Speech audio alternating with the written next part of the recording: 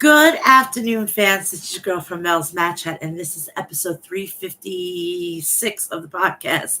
How is everybody doing on this wonderfully gorgeous Friday afternoon? I'm hoping everybody's having a great weekend, starting on their free weekend. I hope everybody had a great week. I had an incredible weekend last weekend. My son, my beautiful, gorgeous, trying son, came home from his school that he's in. I've told you a couple of times that my son technically doesn't live with me.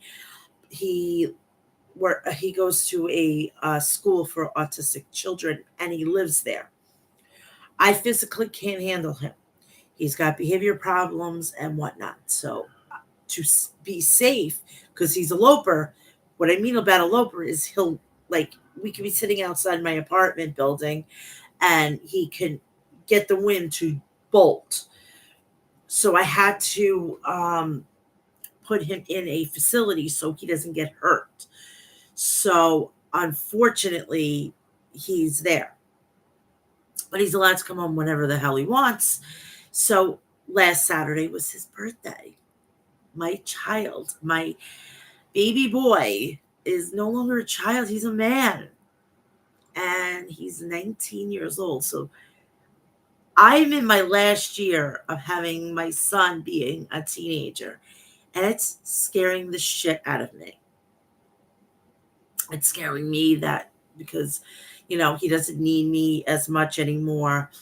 He's he's more independent than he used to be, and my nose is from freaking allergies. Of course, it has to act up. Always on my shows. Never anything else. It's always my show. And I'm just trying to hold on as much as I possibly can. And as a parent, you know, I'm going through these angst, and I can't help get a little emotional, but what I'm going to get emotional is about what the fuck has been happening lately. Now, if you must know, I didn't cover it, but I watched it. I watched all out. And when you haven't had enough of something and you just can't deal with it anymore, or you just don't want it anymore, or you just had enough. I've gotten to the point that I've had enough with professional wrestling. What I mean by it is that what AEW has been doing. If you guys think I'm a tribalist, I got the old school hoodie. Okay, I got the old school hoodie. I purposely wore this today. Okay, I purposely wore this so you don't think I'm a show for WWE, and I don't have fucking Triple H's fucking cock in my mouth. All right, best be know that I could probably not get a complaint out of him, but that's besides the point. But I don't understand how an owner going through production meetings, somebody brought this idea up to them and signed off. Now, is it a ploy to, I don't know, make sure that the TV deal is signed, sealed, delivered? Most likely. Is it a sorry excuse of doing it? Absolutely. Now, I'm going to make this abundantly clear. For all the people who have podcasts like me, even though I have not that many subscribers, whatnot, I still do this on a week-to-week basis. You cannot tell somebody that either if they do or they don't have a podcast that we could criticize professional wrestling, because we're paying customers, right? We have a dissatisfaction for something. We're going to voice our opinion. All right. And to get vilified for your opinion and feel like you've committed blatant out homicide on social media, is that that's a you problem? Why are you taking it like we are trying to murder you or trying to unalive you. We're not.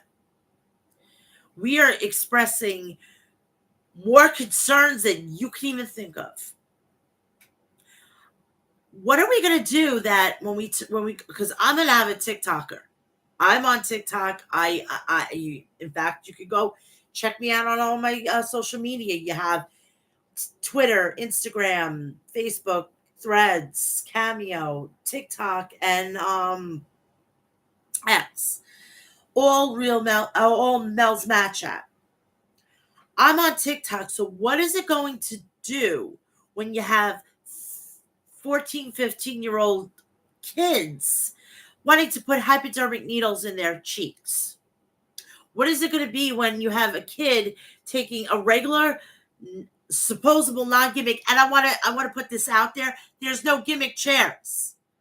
How I know? I have somebody that I've known for like over 7 years, 6, 7 years. He's a independent professional referee for professional wrestling. There's no gimmick chairs. So that narrative fucking sucks. And that's fake news. All right? And in this fucking day and age with CTE, I don't want to ever see somebody getting hit in the head. Now, when I get to it for the Monday Night Raw run through of the show,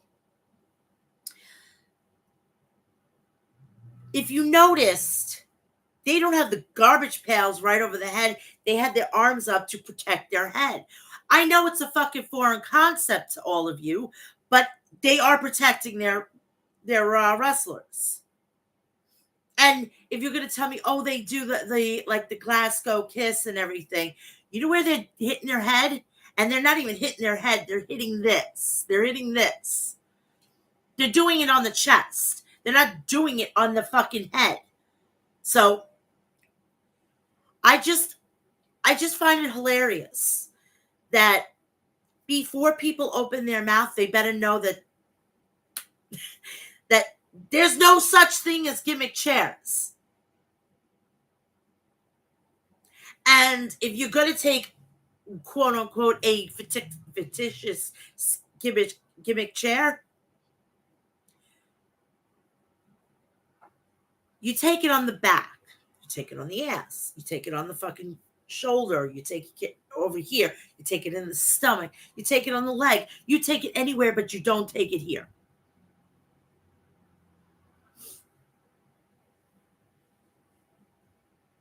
So when people are trying to sue for CTE for professional wrestling, I don't want to hear it with WWE. Go after Tony Khan. Let him be responsible for all of this. Let his billions of dollars pay for all these guys who getting chair shots and damage to their head, because they're going to be the ones that need to go and get their money. Chris Nowinski is a perfect example. He has been at WWE giving, seminars about CTE. And I believe he did the same thing for AEW. So you would think, for a person that knows what the whole giddy up here, you would think, oh, you know what? I don't think I'm going to get hit. I'm going to tell them not to hit me in the head. And if you do, there's going to be issues.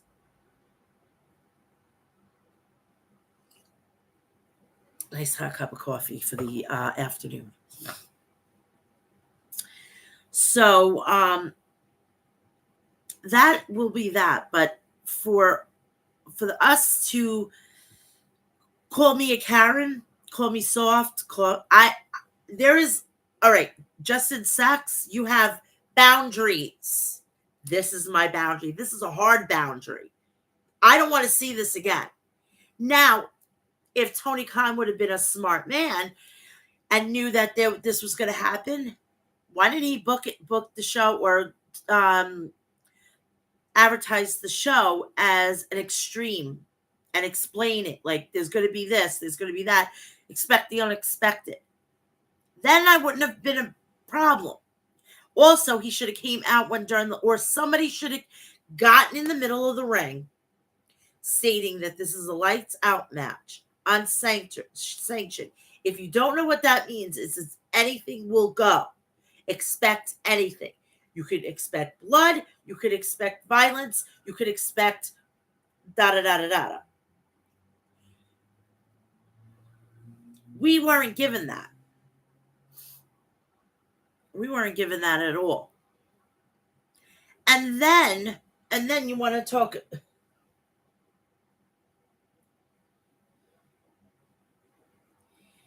And then on top of everything, we have somebody putting a plastic bag over somebody's head. So you expect me, when I'm watching a movie, a TV show, depending on the genre of the TV show, I know what to expect. When I watch professional wrestling, I don't expect somebody to put a plastic bag over somebody's head. And then somebody showing me somebody putting a bag of some sort over the person's head. Idiot. That was a plastic bag. The one that I saw was a fucking fabric bag. It was a breathable substance that you could breathe under. You could breathe under the blanket. It's warm underneath the blanket, but you can still breathe. Plastic, you can't fucking breathe.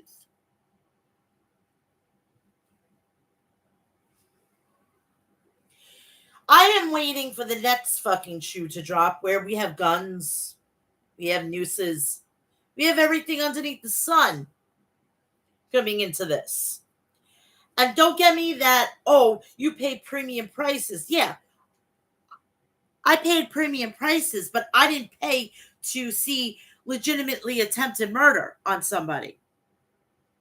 Or a assault and battery. I didn't know I was going to see crimes being committed in front of my eyes. And it's shame on fucking Tony Khan, knowing that there was kids and knowing what was going to come. Couldn't say to the parents, "Hey, if you have small kids, this is if you're okay with them seeing what's going to be coming, so be it." But this is not our problem. We are, by legality, we have no part of this. Because then it gave the fucking parents a choice to either stay there or leave. And if that was the case, Tony Khan should be obligated to fucking credit you for tickets, for whatever, merchandise, whatever. I would have loved to maybe get $10 back. I watched the entire thing. It was worth $40. I wanted at least $10 back.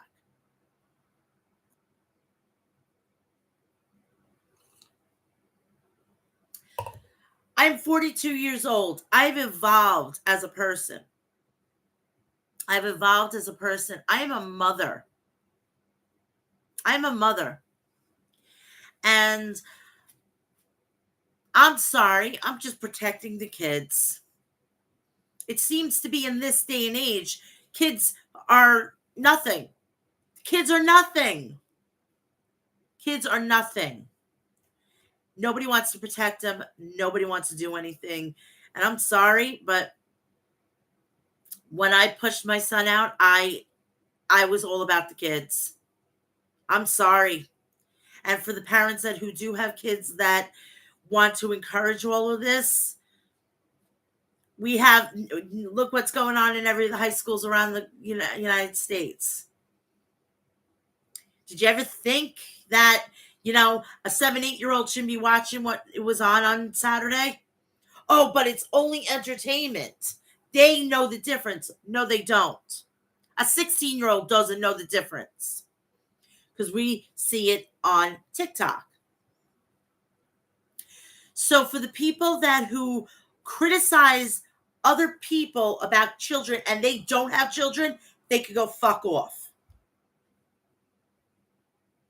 Do not fucking give me your advice.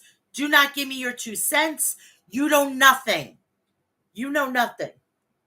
You know nothing.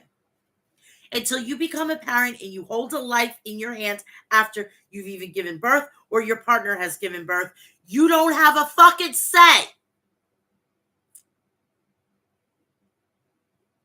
And maybe that's why TK doesn't care about the kids.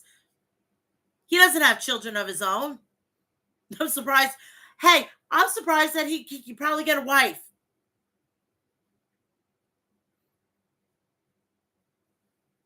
Until that asshole who's running a fucking business has a child, he'll never understand the fucking reasons why. As us parents, see, we have a club. We are the elite. It's an elite club. Only the strong survive. The weak will fall.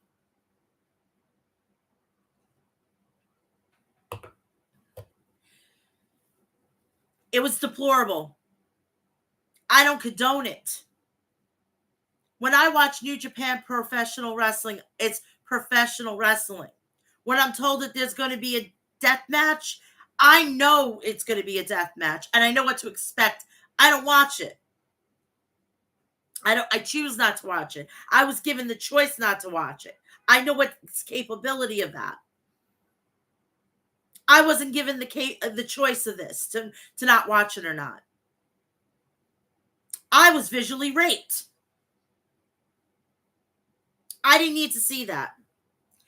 And as far as like matches like that, let's look at Johnny Gargano versus Adam Cole, 3 Stages of Hell. Did you ever see a fucking hypodermic needle? Did you see a plastic bag? Did you see a chair shot to the head? I didn't. And it was still impactful. AEW is now no better than CZW and GCW. I am not going to tell you I don't love the company. And on the outside of that, with those instances, but do better. Do better to AEW. Because if you're going to think that I wouldn't be saying this if it was WWE, you're sorely mistaken. I couldn't even bring myself to even fucking cover it. Let alone wanting to talk about it after that. It disgusted me. It disgusted me. And then you got these people jerking off to it. And we know who the content creators are who are jerking off to it. I've lost a lot of respect for a lot of the content creators on here and everywhere else. And for the people who are parents and condone this, you are the problem. Because you are going to be raising your children, and I have a right to say what I'm going to say because I am a parent. You are going to raise your children to be the next homicidal maniacs. My son is 19 years old. We still don't watch violent things because of his autism. The most that he watches that are on a relatively violent basis is football. Because we don't see hypodermic needles, plastic bags, and chair shots.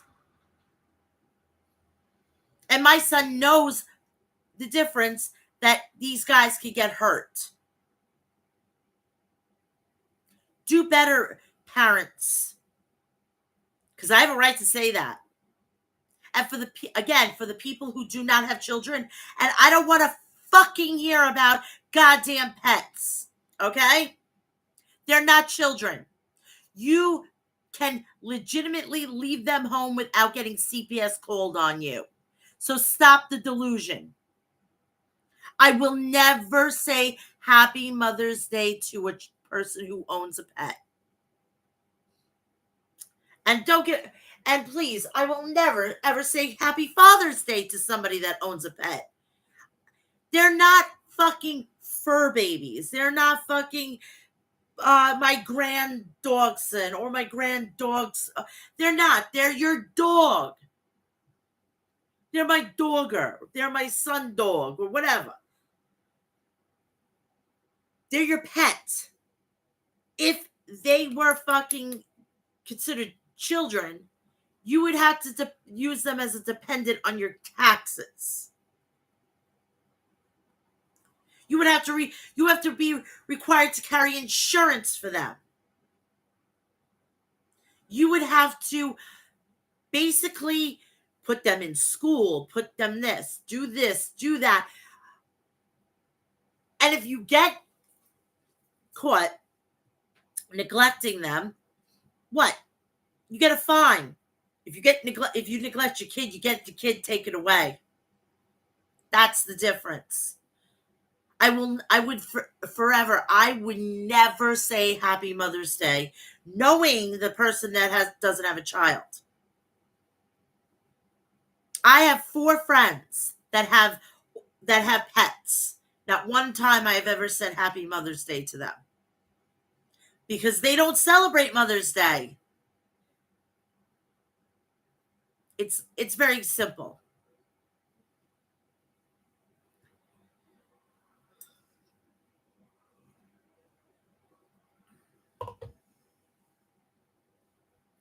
Telling you, AEW, do better.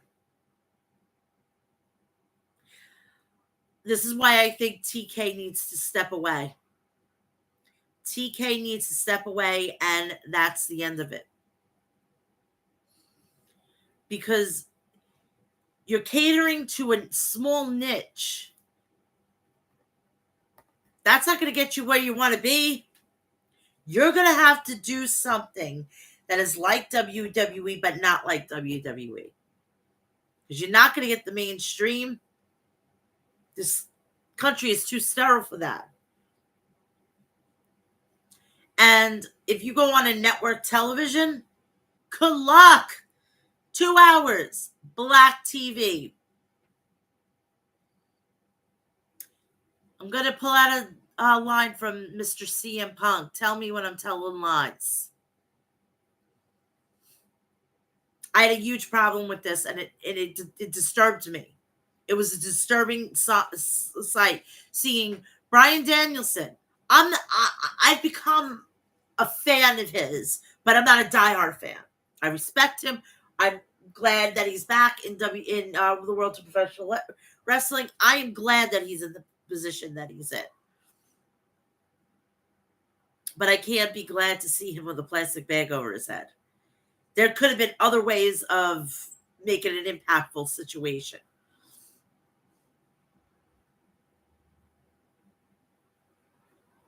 Jeopardizing his neck, something else. I don't understand this. I don't understand this. And it baffles me in 2024 that we are now reversing time. What is TK thinking that this is? ECW? Back in the day? Attitude Era? No, we've evolved. We've been more, what's the word? Civilized. Classy. We don't have to.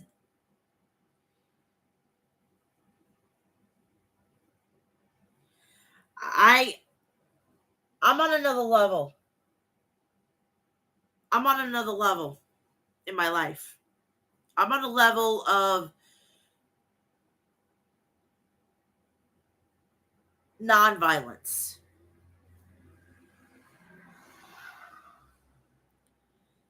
And I haven't gotten soft. I still go back and watch ECW and shit like that. There's extreme matches in WWE. There's some things that are like, that wasn't necessary. Where I'm going to talk about it when I get to Raw. And we all know what that is. It just hurt my soul as a wrestling fan Saturday to watch this because there was other matches on here. I cannot even think right now of, other matches. And it's a shame because they had a potential to have a great show.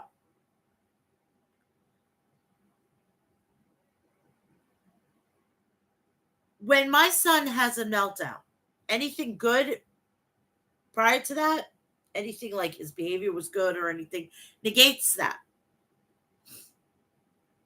Now we have to start all over. Hopefully, the next show won't be as bad. I treat pay-per-views or PLEs like an episode with my son.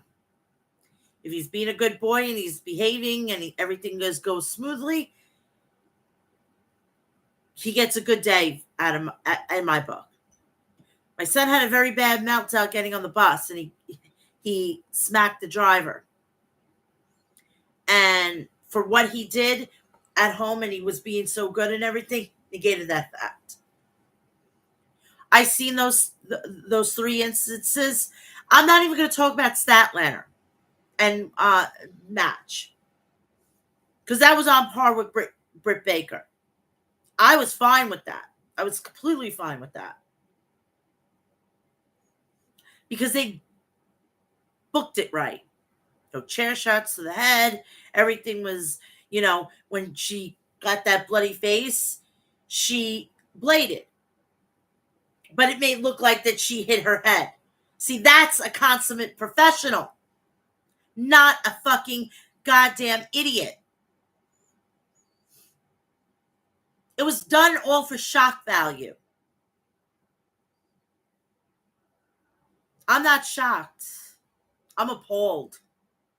Do better to AEW, or so help, little by little. I don't even want to watch on a Wednesday. I don't want. I barely watch Collision and Rampage. I do that on a fucking quick fucking. I fast forward the shit, half the shit.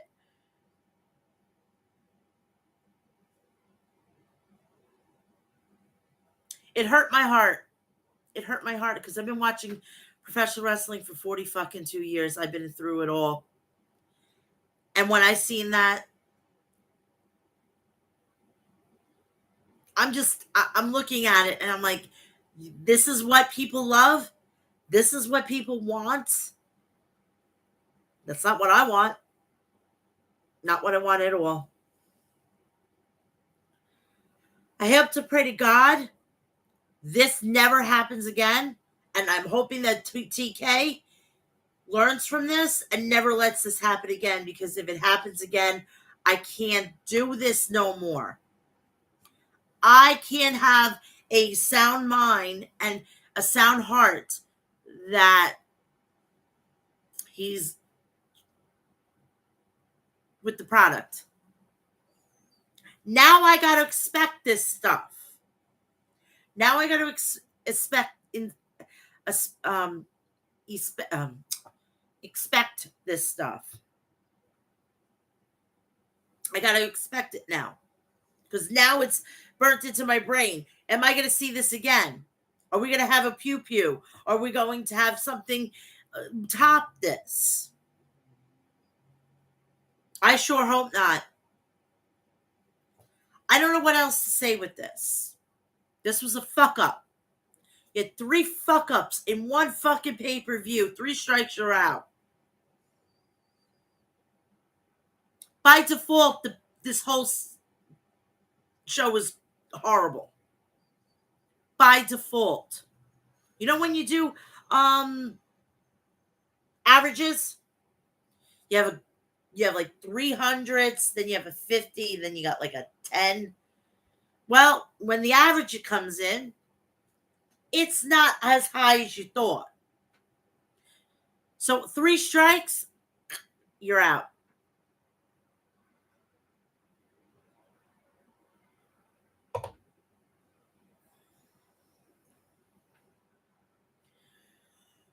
We had some news coming through. Monday Night Raw will be as of October 7th, 2 hours. Praise Jesus. On a Monday night, I get to go to bed at 10 o'clock. Are you kidding me? I'm a fucking happy camper.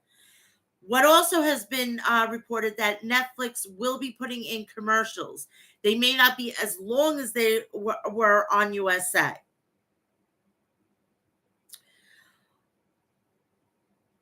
Tonight is the start of SmackDown's new home. They come back to USA, and it's their season premiere of SmackDown. What do we have in store for that tonight? We have a great build to Bad Blood. I'm looking forward to that. I cannot wait. I am excited about that.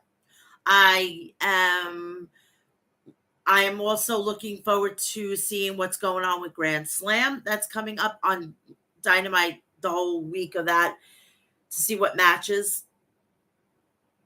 But all in all, I never want to see that again. I never want to see that again. I want to know the ratings for next week. I want to know the next time that they go to a pay-per-view, how many tickets are going to be sold. And I think it's kind of funny that at the last minute, that's when they sold out. What, like they had maybe like 50 tickets, and Tony Khan said, "Oh, fuck this, I'll pay for the 50 tickets. I gotta have a sold out. I gotta have a sold out. I can't have it because I'm gonna shake. I need a sold out. I haven't had a sold out in months." I'm waiting for the day that we get a fucking goddamn notification that WrestleMania is going to be in Wembley. I cannot wait for the day where Tony Khan head explodes. He's going to be on some sort of watch, and if you know what I'm talking about, we're going to have to send them safe space care packages, like a blanket, a nini, which is a pacifier. I call it a nini. Stuff like that. So I want to make this abundantly clear. I do not hate AEW. I'm highly disappointed like a parent. TK, do better. This is why I can't stand the man. Just like I can't stand the old man that used to run WWE. Clarified enough? And I also want to bring up a situation. I had a little back and forth with a friend of mine. Do yourself a favor. Never call somebody that's considerably younger than you a youngster, because they imply it that they're stupid. They're not. They're inexperienced. Just a little FYI, a little food for thought. I got that off of my fucking chest. The Rock versus Roman Reigns not happen at WrestleMania. Great. Cody Rhodes versus The Rock made fan cry not get Randy Orton too soon. To Cody Rhodes and Randy Orton are going to be probably for Royal Rumble. But yeah. Randy Orton and Cody Rhodes will be for the Royal Rumble. Bank on it, girl. Hey, Alyssa. How are you?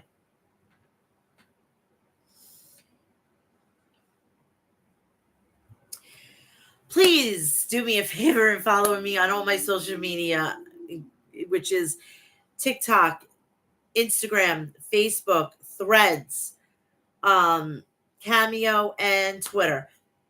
All Mel's Mat Chat. You could also find me on OnlyFans and Snapchat at The Real Mel's Mat Chat. Go follow me there. If you want to see some little spicy side of Mel's Mat Chat, go check it out. It's only $5 a month.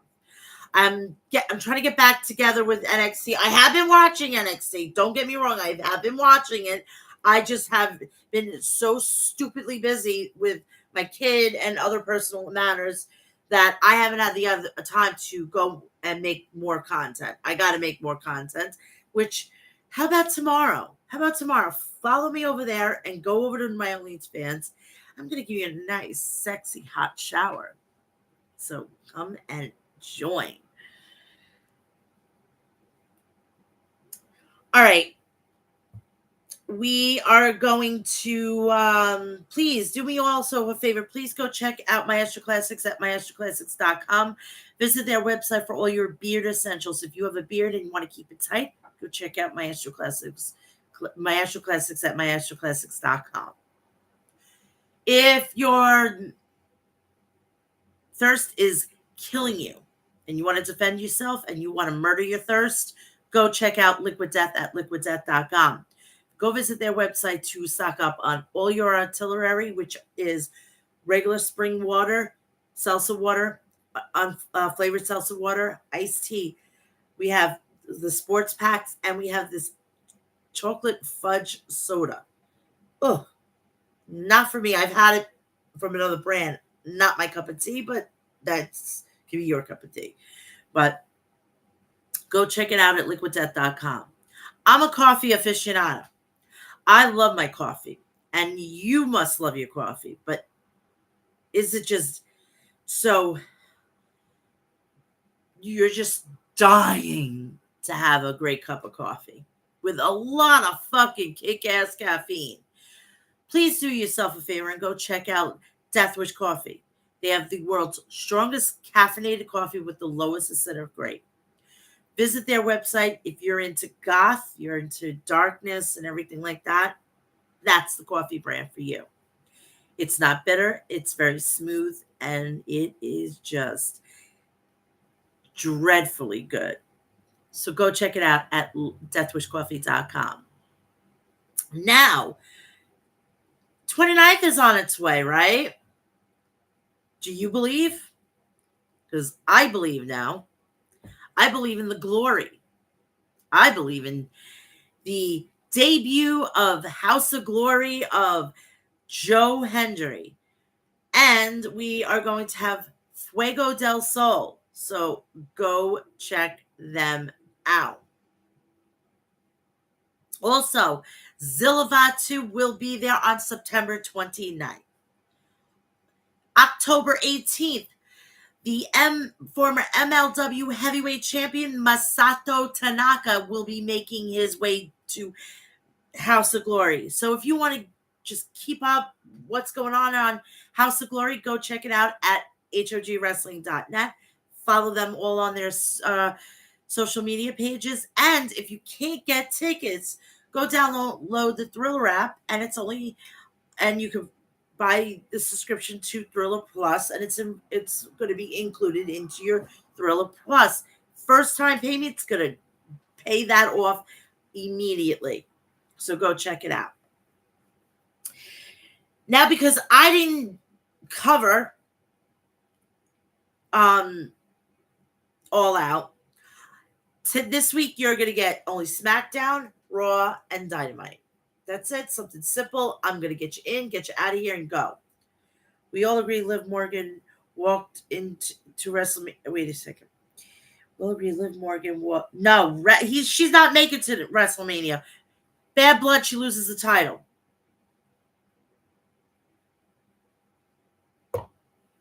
They can't do anything with her.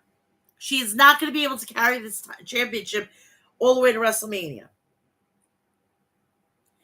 Rhea Ripley they have a better time booking with Rhea Ripley than do Liv Morgan. Who else are they going to face? Now she's a baby face. She needs to face all the heels now. There's not that many baby faces on Raw.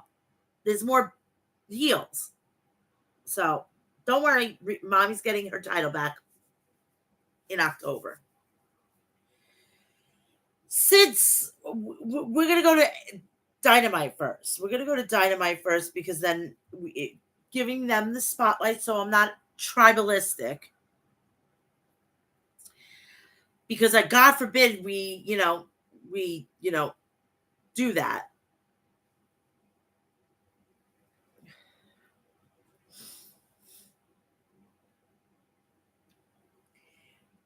Dynamite was coming from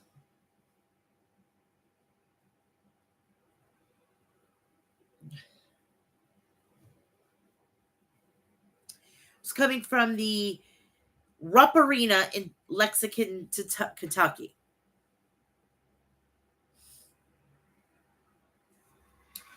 We started off with Tony Schiavone in the ring to interview the patriarch Christian Cage, who was accompanied by Mother Wayne, Killswitch, and Nick Wayne.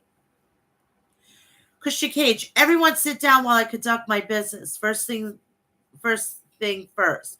My son Nick told me that the word on the street is Christian Cage has an infinite aura. Considering the fact I've carried this company on my back for the past year and a half, I'd say it's true. But now I carry this contract. I say it's undeniable. Something interesting happened at the gauntlet match when Killswitch grabbed me by the throat. I saw in his eyes, and the light bulb went off, finally off. The moment that he realized that he is and what I need him to be. He is a monster and most complete man in this industry, and he's mine. Fans chanted Luchasaurus. Christian Cage, his name is Killswitch. I was on my way to the ring towards Bryan Danielson, but not the time or place. His days are numbered. And being suffocated is nothing compared to what I'll do to him to win that AEW World Championship. Not only am I the face of TBS, and forever I am the undisputed next AEW World Champion, Excalibur, Christian Cage, can execute that contract challenge for an AEW World Championship anytime he sees fit. Kip Sabian was shown watching the Patriarch in the crowd. So they're treating this contract now as a Money in the Bank. How original. How original. How original. What is not what's original? Another thing that's original, please like, share, and subscribe. Turn on the bell for all notifications so when I go live, upload a video, or do a short, you will all know about it. Renee Paquette was backstage with Don Callis' family. Callis, thanks for coming, Will. I've got an idea. We've got a casino gauntlet match tonight for the tag team title, so why don't you team with Kyle Fletcher, win the challenge for the AEW World Tag Team Championships? And since I did you a favor, I am asking you to do me a favor in return. Kyle Fletcher, I'm so tired of you coming so close, but yet not getting it done. No one knows me better than you, so what do you say? Will Ospreay, I can't say no to you. Takeshita snarled at Will Ospreay as the rest of the family celebrated. What was wrong with Takeshita? Why aren't you giving him an opportunity, TK?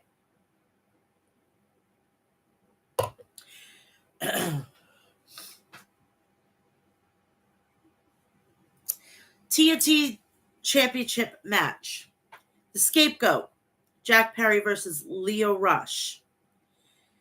Jack Perry started the match aggressively, keeping Lio on his toes. Jack Perry walked out of the ring and shoved Action Andretti. Rush countered with a DDT from Perry and shoved Perry back against the edge of the ring. Perry planted Rush face first on the edge of the ring. Referee Aubrey Edwards ejected Action from ringside, even though it was Jack Perry who antagonized Andretti the entire time. Rush rocketed Perry with a big elbow strike. Rush wiped out Jack with a Spanish fly for a near fall. Perry regained momentum, driving Rush face first into the second turnbuckle with the snake eyes. Perry used a Snapdragon, perhaps sending a mocking message to Kenny Omega. Lio landed a reverse Rana, but Perry fired back with a blindside knee strike. Perry caught Lio Rush flush with a knee shot and pinned Lio Rush. Perfectly placed knee with that strike by Jack, said Taz. Jack Perry makes his third consecutive defense of the TNT Championship here tonight, added Excalibur. Renee Paquette interviewed Adam Hangman Page. Now he's going by Hangman Adam Page. Good. It's easier for me to say. It's more of a tongue twister than the other way. Page, if I had found 1,000 houses that Swerve called home, then I would have burnt them all to ash. Now, I want to make something abundantly clear. I didn't care what had happened to the fucking house. Honestly. I'm used to that.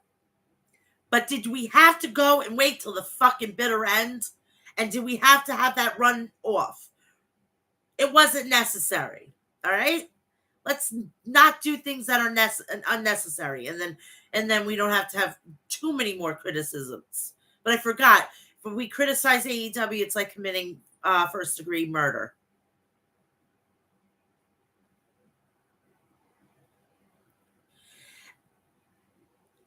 And now I speak to the entire roster. If you got in my way and tried to protect him from me, then I will find you and will hurt you. Hangman walked past Top Flight and glared at them. He approached the Dark Order, and they said they didn't even recognize what he had become. Jeff Jarrett stopped Paige and said, Paige, you're going to regret the day you put your hands on my wife. The toughest, most ruthless SOB is the man in the mirror. Paige swung at Jeff Jarrett. They began to brawl. Paige got the upper hand, throwing Jeff Jarrett into a pile of chairs. I'm telling you, when I was watching this, it was like they were running through these matches like they were nothing.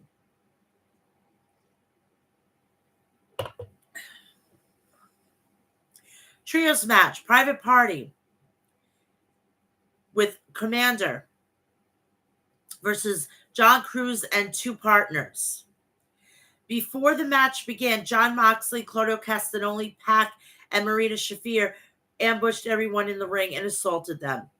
Pac, ladies and gentlemen, boys and girls, we've been very patient, but ultimately enough is enough. This company is broken. What happened on Sunday at All Out, that was an inevitable. We are an inevitable and a product of this festering environment.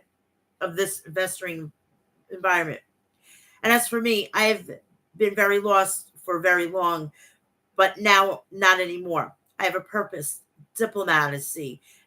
As failed, ladies and gentlemen, this company is ours.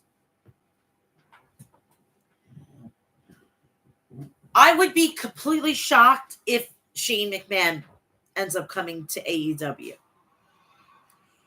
It would be his Eric Bischoff moment.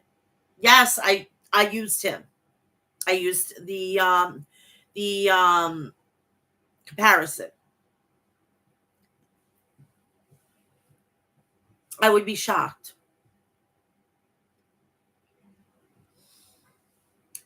The Learning Tree.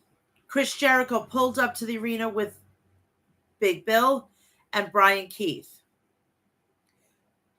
Jericho, hi guys. Today is a glorious day to be the Learning Tree. I have the $7,000 jacket that Orange Cassidy ruined on me. I also got your backpack. The cash wasn't in there, but I found something else that was very interesting, and I'm going to show it to the rest of the world tonight. Sammy Guevara versus Ricochet. I'm not going to lie, I had a good time watching this match. Dream match. But it's not going to mean anything. It's not going to mean anything at all. Both men went move for move and reached a stalemate at the start of the match. Ricochet connected with a dropkick and sending Sammy spilling to the outside. Ricochet flipped over the top rope with a somersault and wiped out Sammy and then landed on his feet. Sammy rocketed Ricochet with a thrust kick on the ramp. Sammy moonsaulted over the top end of the turnbuckle and took out Ricochet. Sammy flew over the top rope with a tornillo, making it look easy. Fans chanted, "Flip forever." Ricochet nailed a double jump senton over the barricade and landed onto Sammy. Ricochet rocketed Sammy with roundhouse kicks. Sammy absorbed the kicks and rolled up Ricochet for a near fall. Sammy countered Ricochet with a destroyer. Sammy blasted Ricochet with a cutter from the top rope for a near fall. Sammy scored a knee strike. Ricochet countered with a GTH with a knee strike and then an axe kick. Ricochet hit a vertigo and pinned Sammy. Hell of a match by both men that could have gone either way, but Ricochet got the win. Of course he did. Of course, because it's TK's new fucking shiny toy. The Beast Montrose speared Ricochet out of nowhere. Sammy jumped into the ring with a steel chair, protecting Ricochet until the Beast Montrose retreated. Sammy and Ricochet shook hands after the match. You know what? I am so fucking I am so happy with myself. I didn't yell. I didn't go fucking bananas. I didn't scream, hoot, and holler, saying my shit about what had happened this past Saturday on All Out. Can't do it. Getting too old for this. I'm gonna be screaming when I need to scream. Renee Paquette interviewed the Continental Champion, the Rainmaker Kazuchika Okada. Okada, defending my title at All Out was the hardest night of my life. That's a lie. It was easy. I was about to say, fuck. You're not going to call your matches with Kenny Omega hard? You're tripping here, pal. Don Callis interrupts, and he had Takeshita with him. Callis, it looks easy, but you didn't pin Takeshita. Okada, he will be champion, but not the Continental Champion, bitch. Takeshita got into Okada's face before Okada walked off. That's going to be a good match.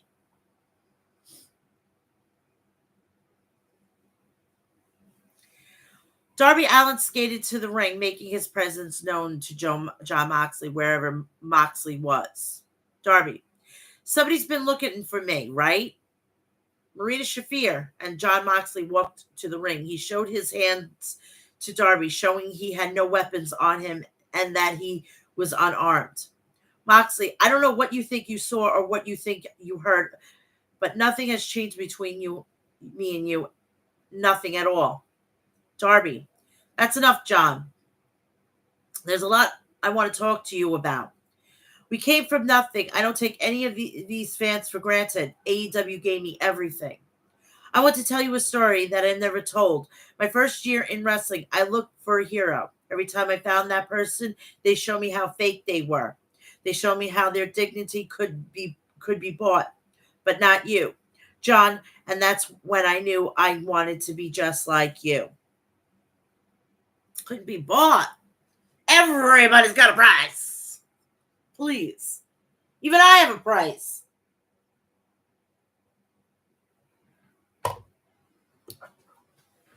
If he couldn't be bought, would he'd be still in WWE?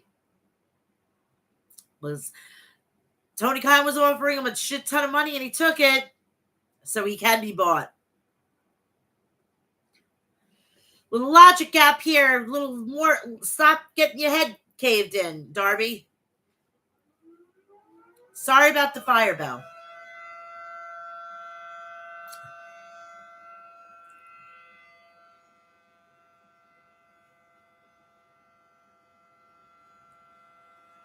So you love this industry. Where did we first meet? John. It was in a high school gym on the Independence. I lost that match, but I gained the confidence that I belonged in the ring with a person like you. I could never do that. I could never do what you did to Bryan Danielson. So what do you want? Why are you calling me out? Moxley, you have a world title shot at Grand Slam, but that's not going to happen because he's disposed. That's a good thing because you're not ready. I don't have the time to explain, but I'm going to need you to hand over that title shot to me. So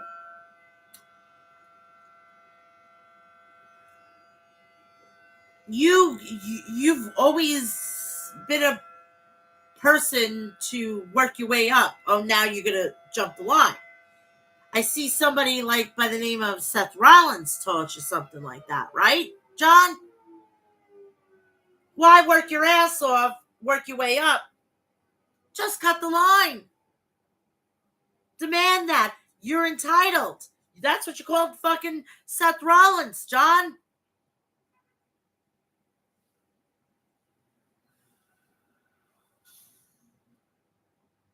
Darby, did you not hear what I said? Have you been drinking again? You didn't earn this, John. I earned it. And I'm not going to give it to you. If you want it so bad, do something about it. Mox, you want me to earn it? Darby, my man, I will earn it. Me and you, New York City, Grand Slam, your world title shot on the line. I will teach you another lesson. I will show you where you are on the food chain. Very far below me. You will never be AEW World Champion. I don't have the time to explain everything to you right now. Trust me. And that title shot is going to be mine. And this time I'm going to teach you a lesson that lesson the hard way. Darby, Grand Slam, accept. I don't know what you're trying to do around here, but if you're going to try to burn AEW to the ground, don't be surprised when I pull you into the fire.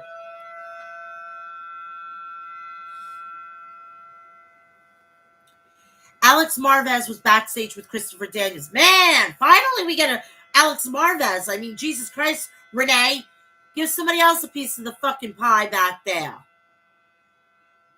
You ran out fucking Dasha Fuentes, because God forbid that there was another fucking other popular fucking news journalist back there. What, now you're the fucking person that everybody has to come to? Give me a fucking break. There's plenty of people that are so much better than you.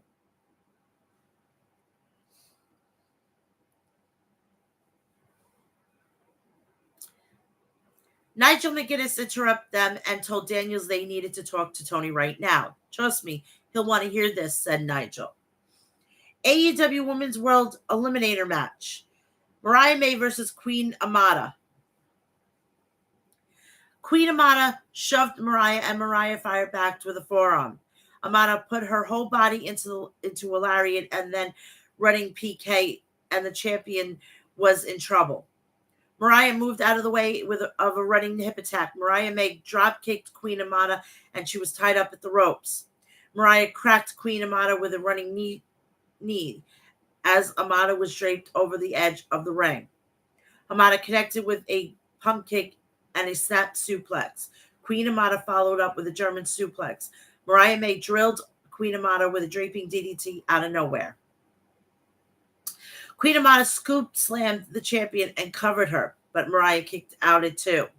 Mariah moved out of the way of a diving foot stomp, connected with a drop kick and then a glamour knee strike. Mariah squashed Queen Amata with a Storm Zero and picked up the pinfall victory. She has cleaned out the clock of Queen with that knee, and said Tony Schiavone. Mariah May, I still haven't had my AEW Women's World Championship celebration. Something's missing. Someone's missing. Mina Shirakawa, please come back. So apparently we haven't even had a coronation for her. So every fucking goddamn, you think fucking I'm bullshitting here. I am fucking bullshitting. All the women that are in AEW can fucking make their own promotion. And what are they doing with the fucking division? Not a diddly fucking piece of shit squat. And you all want more titles for this division. Until people are fucking goddamn being booked right and being treated right, I don't want any more titles. And that goes for both companies.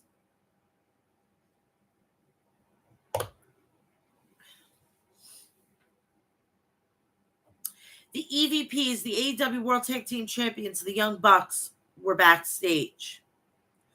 Matthew, we are the tag team division. We are still here doing all the heavy lifting. Really? Part-timer? We hear the whispers from the fans who want new champions. Be mad at the teams who can't beat us. Or be mad at the teams that you manipulate and put things in your basket and not in theirs. Nicholas, it's the reason why we booked this gauntlet match tonight. It is there anyone that can get a title shot at the greatest tag team of this generation.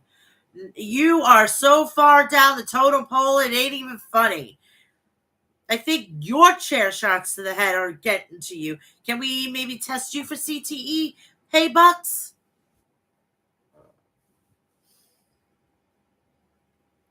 Good luck, because we'll be out there watching live. Chris Jericho, Big Bill, and Brian Keith versus the Iron Savages, Boulder Bronson and Jack Jameson.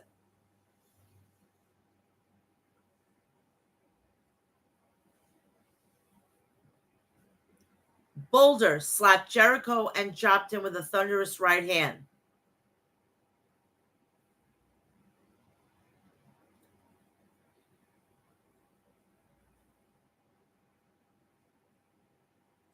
Big Bill tagged in. He splashed Boulder in the corner. Big Bill blasted Boulder with a big boot to the face. Brian Keith tagged in and headbutted Jack Jameson, following with a diamond dust. Jericho tagged in, put his foot on Jameson while flexing the score and scored the pin for his team. Jericho, hi guys! And here I stand in my custom made designer jacket that I paid $7,000 for, that Orange Cassidy ruined 4 years ago by pouring orange juice all over it. I'm going to keep taking your things because I don't think you're going to give me back my money. There is no money in your backpack, but this is what I found. A picture of you with your former best friends. This is your problem. You're still obsessed with friendship. There are no friends in pro wrestling. If you think you have a friend, you're probably being used. So forget about your friendship and pay me my money. I want my cash. Orange Cassidy, you're going to give me that cash. Orange Cassidy interrupt, appearing on the big screen. My boys are bringing you the rest of the cash. Ring of Honor World Champion Mark Briscoe pulled up in a front loader backstage with Kyle O'Reilly. Briscoe dumped $7,000 worth of coins on Jericho's brand new Bentley. Fans chanted, "Keep the change." It was like a take on the cement thing with the old man's Corvette in the NASA Coliseum. Yeah, you could tell about my accents and the way I said over. Nigel McGuinness was in the ring with a microphone. Nigel, there is something I need to address with Darby putting his title shot on the line at Grand Slam. That means there won't be a AEW World Championship match. It's good for Bryan Danielson, but not good for AEW. I believe an event like Grand Slam should have the AEW World Champion compete, which leads me to this. Nigel, I pulled out a rolled up contract. Nigel, how long have I been waiting to watch Bryan Danielson enjoy the success that should have been mine? Danielson is afraid of me. He's afraid of one match that everybody wants to see, but Tony isn't afraid. Tony knows a money match when he sees one. So at Grand Slam, it will be Bryan Danielson against Nigel McGuinness. I can guarantee you at Grand Slam, Oasis will not play me to the ring, but Bryan Danielson join me for the final countdown. Or have we seen the final match of the American Coward? The ball is in your court, Bryan. Now that's what real promos and wrestling is all about. Bravo, Mr. Nigel. I love it. Jeez, it's a foreign concept in this day and age.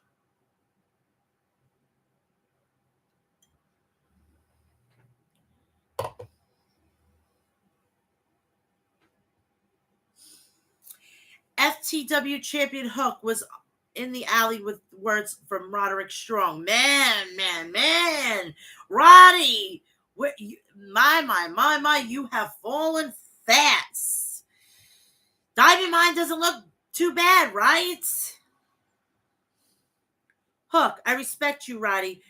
However, you went on winning about how your foot was under the rope when we squared off. I just regained my championship by beating a legend, and I'm challenging you now. Roddy, anytime, any place, I want to see you try to take this championship away from me. So apparently, it's now a recognized championship. Wow. Kidoki, okay. World Tag Team Champions, the Young Bucks, are onto the ramp to serve the main event, the Tag Team Casino Gauntlet match. I hate these fucking things. I really do. The winners of the inaugural Tag Team Casino Gauntlet match will wrestle the Young Bucks for the World Tag Team Championships at Grand Slam. FTR, Dax Hardwood, Cash Wheeler were the first team out to the ring. Kyle Fletcher and AEW International Champion, the aerial assassin Will Ospreay, are the second team to enter. Fletcher knocked Dax over the top with a lariat. Ospreay tried for an Oz cutter, but Cash countered, throwing Will into Dax's arms. Dax hit a slingshot powerbomb on Will for a 2 count. Ospreay moonsaulted off Kyle and landed on Dax. FTR connected with a powerplex on Will for a near fall. Vincent and Dutch, the Righteous, enter the fray. Vincent landed on Cash with a senton on Timoko for a 2 count. The Undisputed Kingdom, Matt Taven and Mag Bennett were the next competitors. The Undisputed Kingdom clean house on Fletcher and Ospreay. The acclaimed Max Caster and Anthony Bowens came out next with a chip on their shoulders. Stokely Hathaway was watching the match from the first row. FTR smashed Dax with the two famousers. M&M Collection, Masan, Madden, and Mansoor confronted the Acclaim in the ring. The Undisputed Kingdom ambushed them, but MNX showed off effective combination offense on the Kingdom. Top Flight Dante and Darius Martin were next entrants.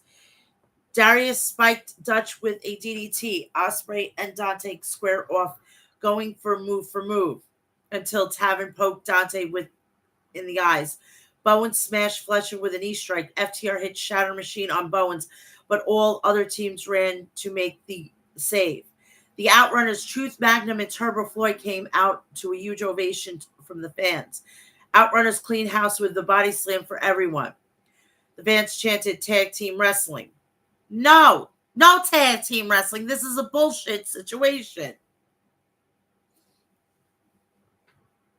The Grizzled Young Veterans came out, but FTR sprinted up the ring. Both teams brawled up the ramp and backstage. Bennett spiked Darius with a pile driver. Fletcher grabbed Bennett and blasted him with a brainbuster. Dante and Kyle paired off. Dante went for a crossover splash, but Fletcher raised his knee. And Ospreay cracked Dante with a hidden blade. Fletcher covered Dante for the pin.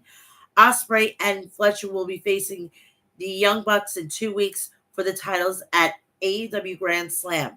What a night for Kyle Fletcher and the aerial assassin, said Excalibur. Collision will be coming from the Nutter Center in Dayton, Ohio. Oh my God, the name of it is just, it's hilarious. It's actually Nutter. It's actually apropos. Nutter. What did everybody do on Saturday? They nuttered.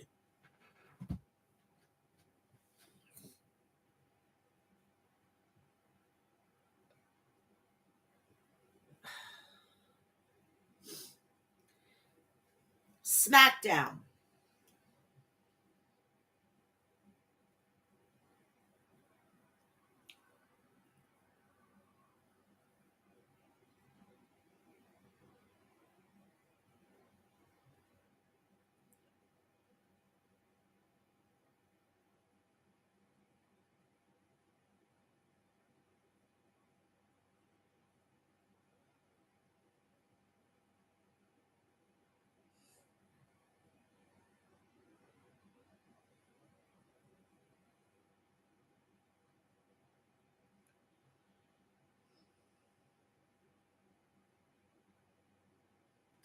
Sorry, I had to take care of a family text.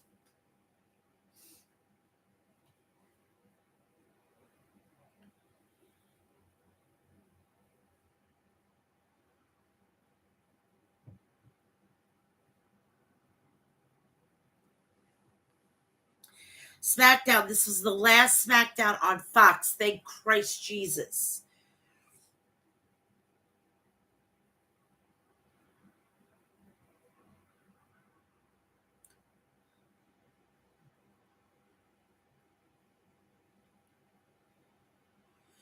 Corey Graves and Michael Cole are calling the action. Bayley is spotted making her entrance into the arena. Giovanni Vinci has been seen arriving the building. Cody Rhodes is busy signing autographs for fans. Highlights from Bash in Berlin are up next. Cody Rhodes heads to the ring for a segment. Cody addresses the massive crowd in Edmonton asking what they want to discuss. He remarks on the impressive turnout, reflecting on Bash of Berlin. Cody mentions his victory over Canada's Kevin Owens. He asks to extend a warm welcome back to Michael Cole on SmackDown.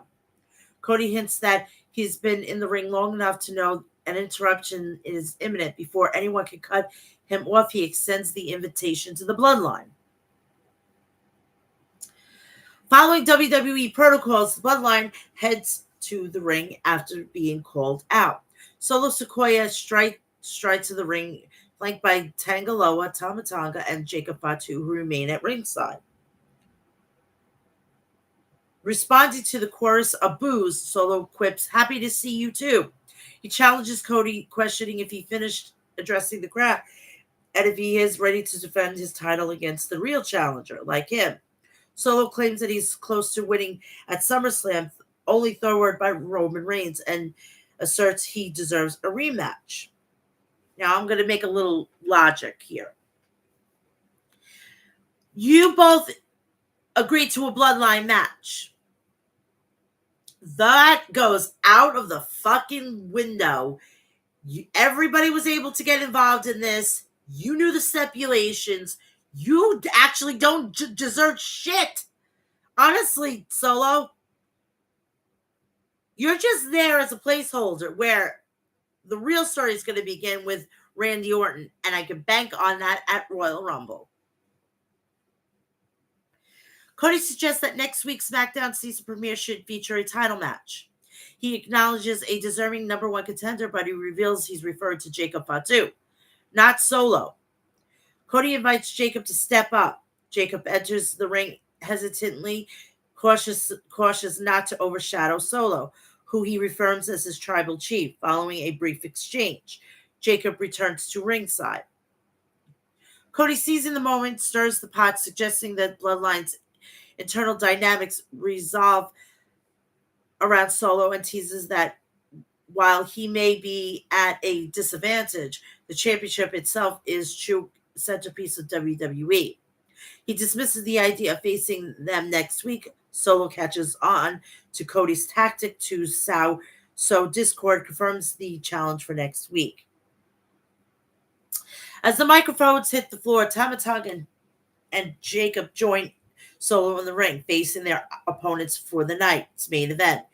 Nick Aldis intervenes, warning the potential suspensions and settling the stakes for the next week's championship match between Solo and Cody in a steel cage to prevent any interference. And we all know steel cages can't keep anybody in or anybody out, okay?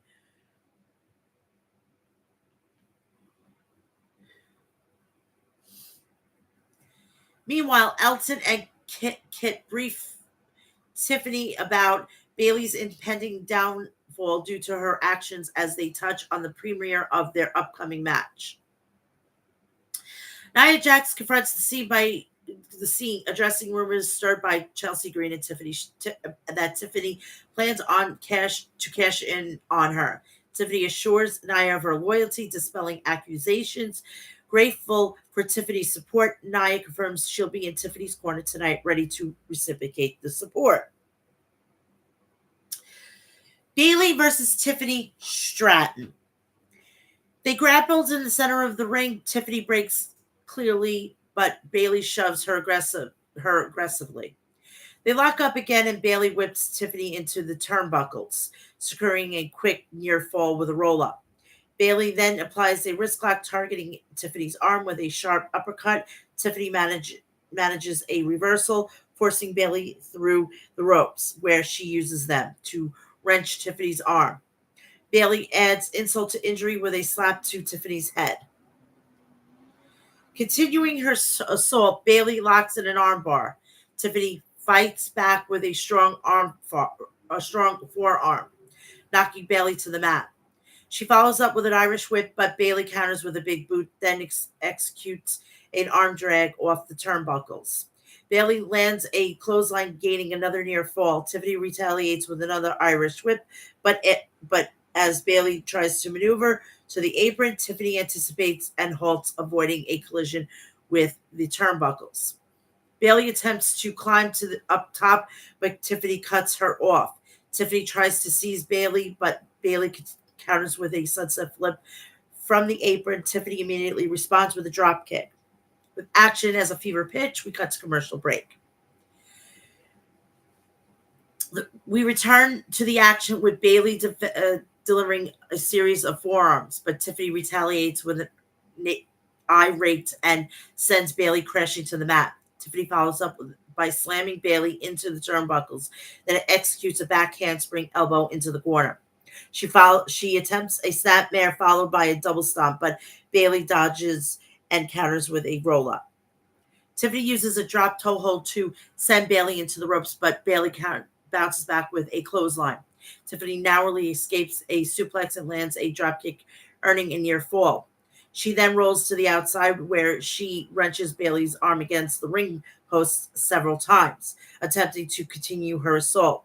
Tiffany locks in a hammerlock and tries to send Bailey into the post, but Bailey reverses it and delivers a devastating suplex to the floor.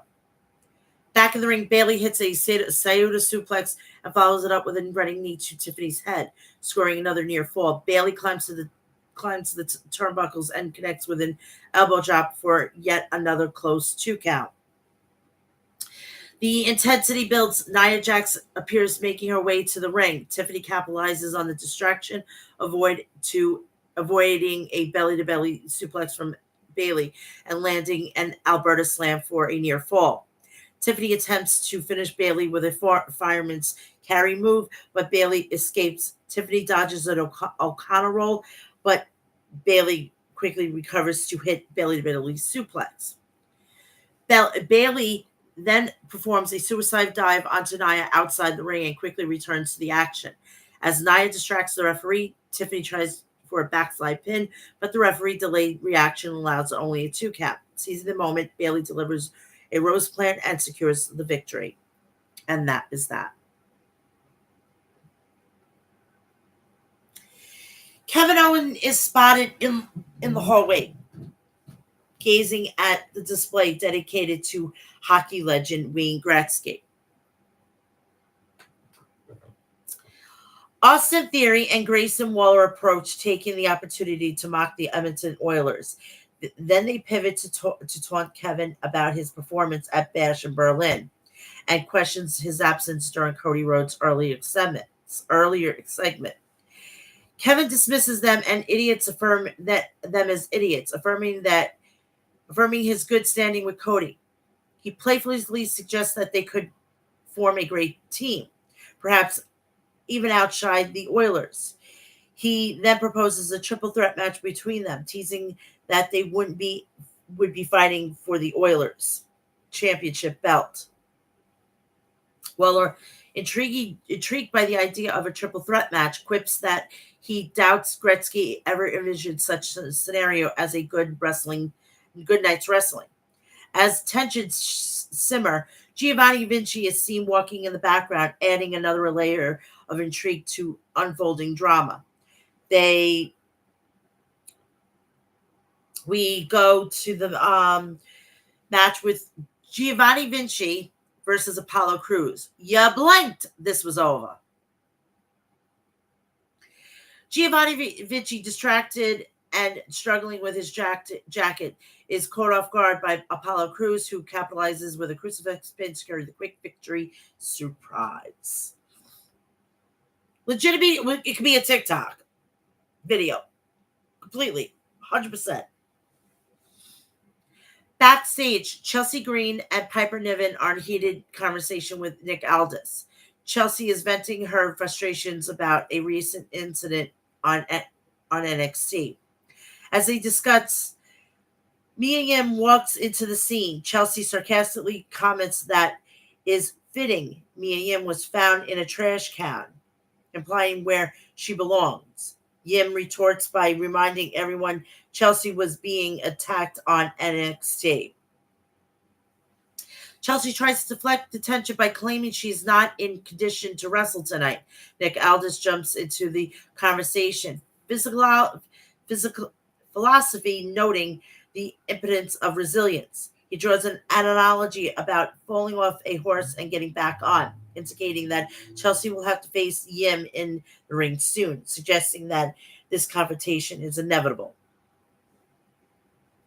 Kevin Owens versus Austin Theory versus Grayson Waller. Kevin Owens dominates the scene as he clotheslines Grayson Waller over the top rope and swiftly deals with Austin Theory by sending him to the floor.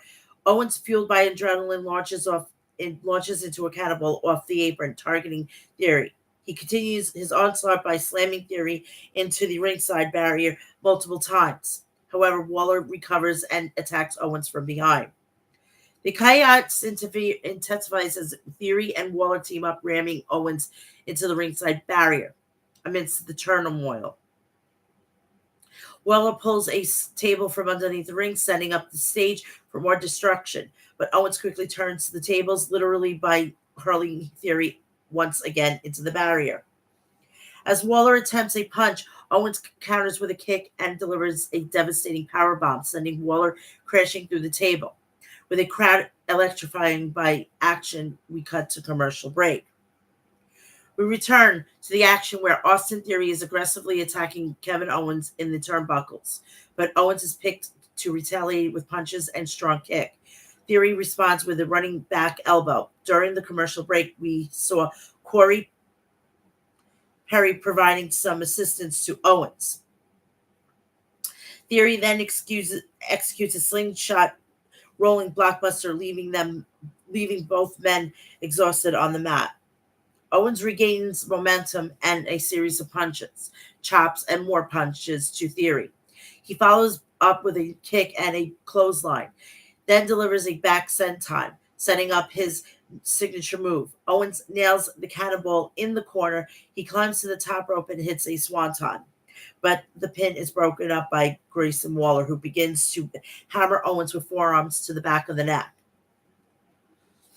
Waller continues his assault with more forearms, but Owens counters with a forearm of his own.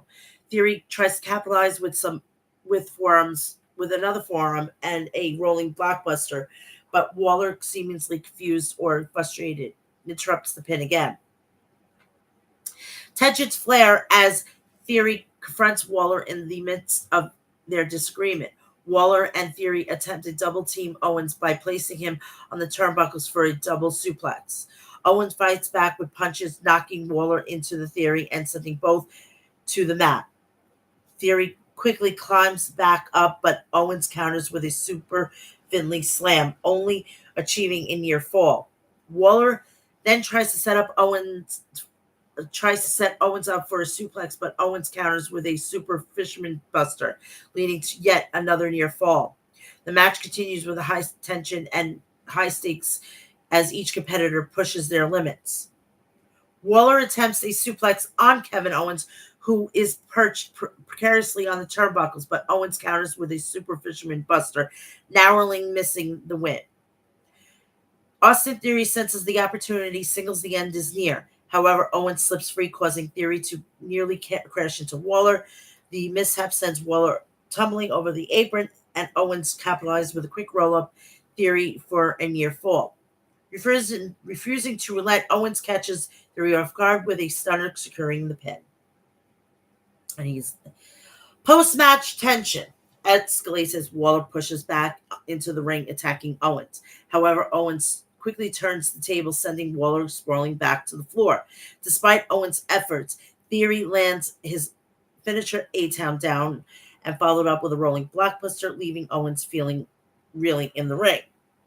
Amidst the chaos, the broadcast transitioned to a promotional video package highlighting Andrade and Carmelo Hayes. We return to the broadcast with Michael Cole reminiscing about the move of SmackDown to Fox and his excitement about hosting a network show.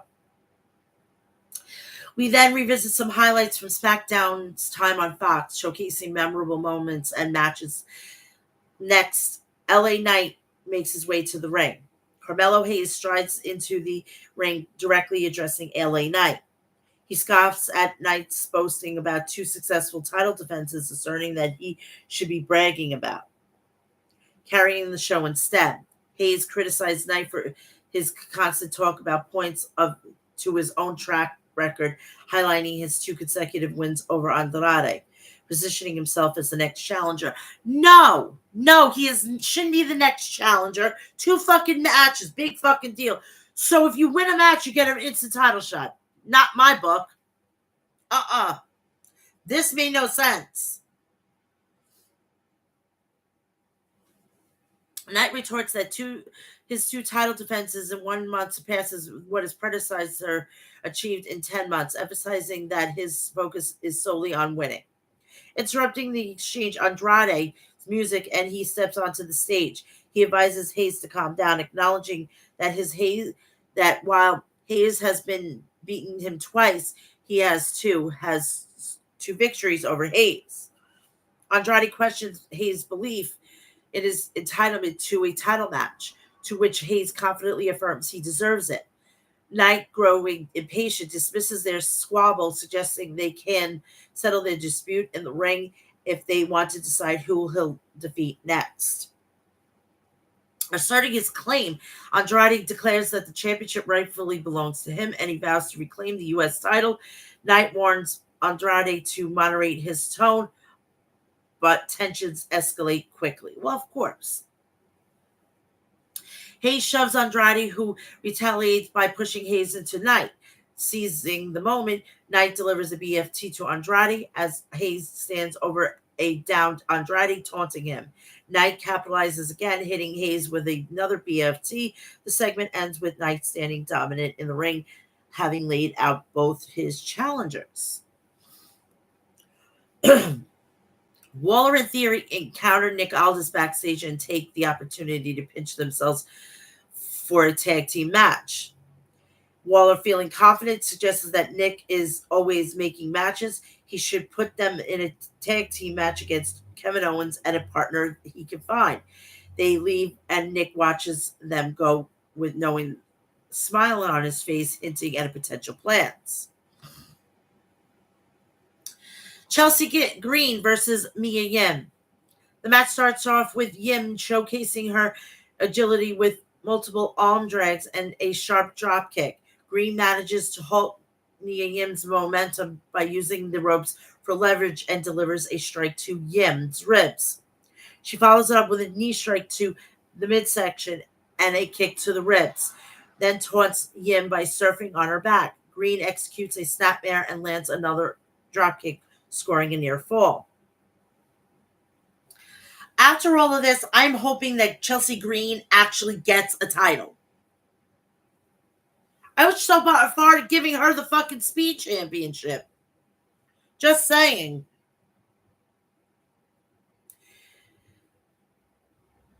Yim quickly recovers, counting a roll up for a near fall of her own. She keeps up the pressure with a head scissor takedown, a clothesline, and a thrust kick, followed up by a drop kick. Yim blocks a kick from Green, chops her, and traps her in the ropes to hit a code breaker.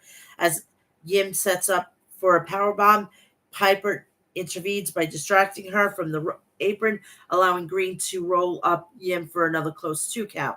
Green attempts her finisher, the Unprettier Her. Thank you, Christian Cage. But Yim invades it and sends Green tumbling to the floor. Yim capitalizes with a high-risk suicide dive. However, as Yim confronts Piper outside the ring, Green delivers a devastating enziguri, knocking Yim down. While the referee is distracted by Green, Piper lands a back senton on Yim. Taking advantage of the situation, Green hits an Unprettier and scores the pinfall. Okay, I got an itch. Hold on. Itchy. Ooh. I'm wearing silk pants, and it's weird. We go right into the next match. Johnny Gargano and Tommaso Ciampa, Angelo Dawkins, and Montez Ford versus Solo Sikoa, Jacob Fatu, Tama Tonga, and Tangaloa. That starts off with all 8 wrestlers crashing, but they quickly focus on Jacob Fatu. Johnny delivers a jawbreaker to Fatu. The Street Profits, Angelo Dawkins and Montez Ford, hit him with a double drop kick that sends him out of the ring. Dawkins keeps up the attack, landing punches and jumping back elbow on Tangaloa. Ford hit Ford tags in, hits a strong shoulder tackle, and with Dawkins' help, performs a high impact move on Tonga. Follows it up with a kick and a splash, nearly pinning Tonga, but only gets a near fall. Ford continues his assault with another kick, but he sends Tonga into the corner. Tonga counters with a powerful clothesline, shifting the momentum of the match. The action heats up as Tama Tonga enters the ring, delivering headbutts and punches to Montez Ford. Ford manages an athletic escape from a suplex and tags in Johnny, who lands a slingshot spear. Johnny whips Tama into the corner, allowing Ciampa to tag and hit a running knee alongside Johnny's kick. Jacob Fatu tags in next, aggressively using a back elbow, punches, and headbutts on Ciampa. He forcefully sends Ciampa out of the ring. Solo Sequoia tags in and intensifies the attack by slamming Ciampa's head into the announce table and flipping him over it, prompting a quick escape by the commentator. Fatu misses an attack and hits the ring post. Tangaloa tries to take control, but Ciampa hits him with an enziguri. Tama returns, but Ciampa manages to execute a suplex. Solo tags in, but Ciampa and his partners, Dawkins and Johnny, retaliate with a fury of moves, including enziguris, knees, and splashes. They continue of a series of kicks to their opponents, and Ford joins in with a plancha outside the ring. Dawkins almost pins Solo with a twisting neckbreaker. Ciampa attempts a knee strike, but Solo counters with a uranagi. As the battle spills, Dawkins tackles an opponent, and Ciampa sets up Tama on the top rope. Ciampa then executes a suplex, sending everyone crashing down outside the ring in a spectacular display. Montez Ford manages the chaos by sending Ciampa and Tama Tonga back in the ring. As they are legal competitors, Ford tags himself and immediately climbs to the top rope, executing a 450 splash, flawless one, on Tama. However, the pin attempt is thwarted when Jacob Fatu intervenes, breaking up the cover. Fatu continues his rampage by slamming Ford into the ring post, then drags Tama into the corner to tag himself in. Once in the ring, Fatu unleashes a super kick on Johnny, follows it up with a pop-up Samoan drop to Ciampa, and then lands another super kick on Angelo Dawkins. He caps off offense Fury with a splash and an impaler DDT to Ford. Solo Sequoia, eagerly to seize the spotlight, tags in. He quickly delivers a Samoan spike to Ford, follows up with a second one, and secures the pinfall for his team. At the end of the match, concludes with Solo Sequoia and his team's victory, and the broadcasters transition to the credits, wrapping up an eventful episode and 5 years on Fox. And that is it.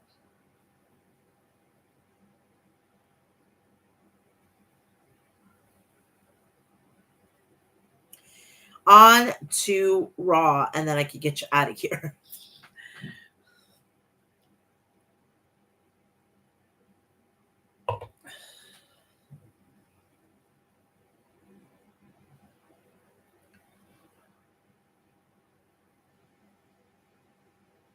Monday Night Raw had an appearance by WWE Hall of Famer and Calgary's own Bret the Hitman Hart. That was I loved that. I loved the segment. Drew McIntyre will speak the WWE Intercontinental Fatal 4-Way match to determine the number one contender to face Braun Breaker. WWE Women's Tag Team title match. Bianca Belair and Jade Cargill versus the Unholy Union. 8-person mixed tag. American Made versus the Wyatt Six. Singles match. Dominic Mysterio versus Dragon Lee. 6-woman tag team match. Lyra Valkyria, Zelina Vega, and a person to be determined versus Pure Fusion Collection, PFC. Hold on, let me just check something here. Let's see if there's any late breaking news, because the my notifications for a specific act that I have hasn't been working lately.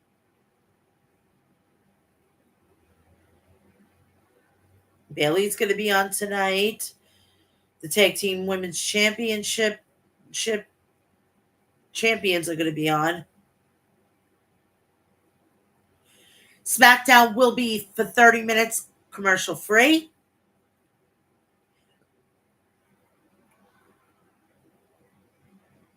And let's see if there's anything.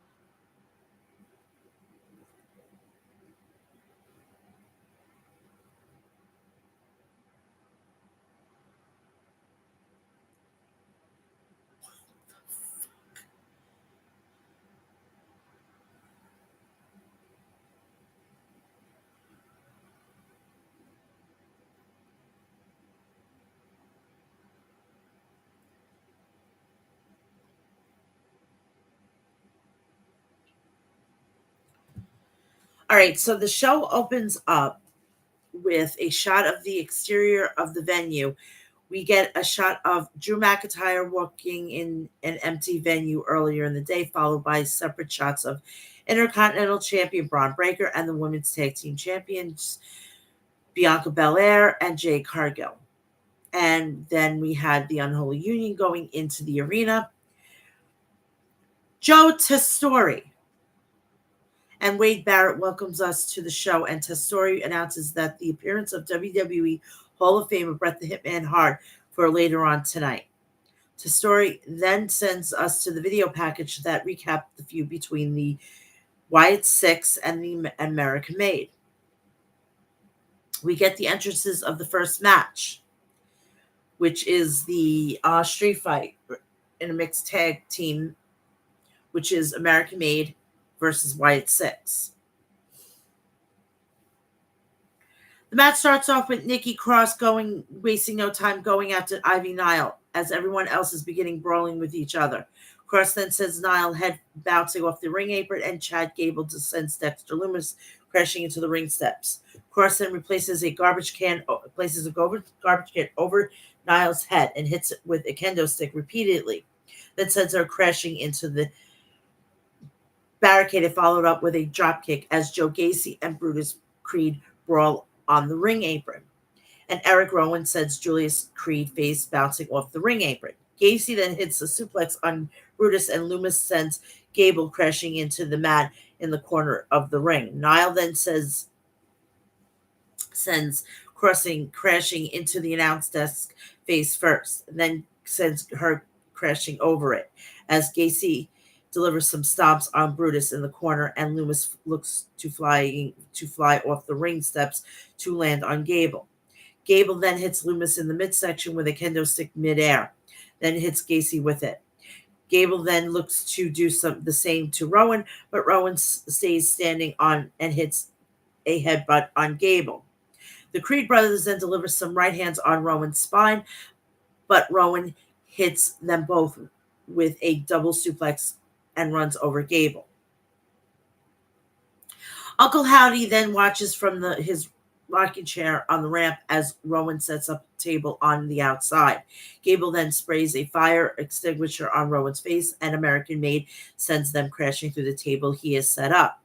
American Made then piles up chairs on the top of Rowan as Gable sends Lumis crashing into the one that he set up in the ring. Julius and Gable then hit him with a kendo sticks, and Gable looks to use a chair on him.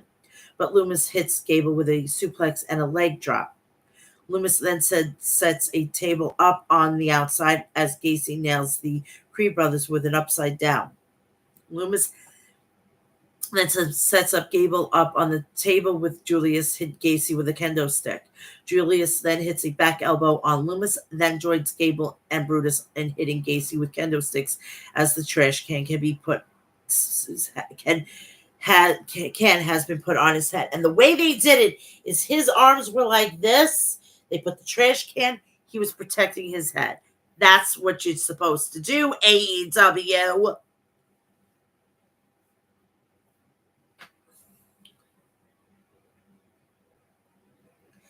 Niall then slides a chair in the ring and goes under to retrieve more weapons. But Cross slides out from underneath it to surprise Niall.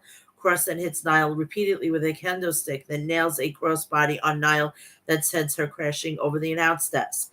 Julius then says Gacy crashing into the corner still with a trash can on its head and grabs another table from underneath the ring.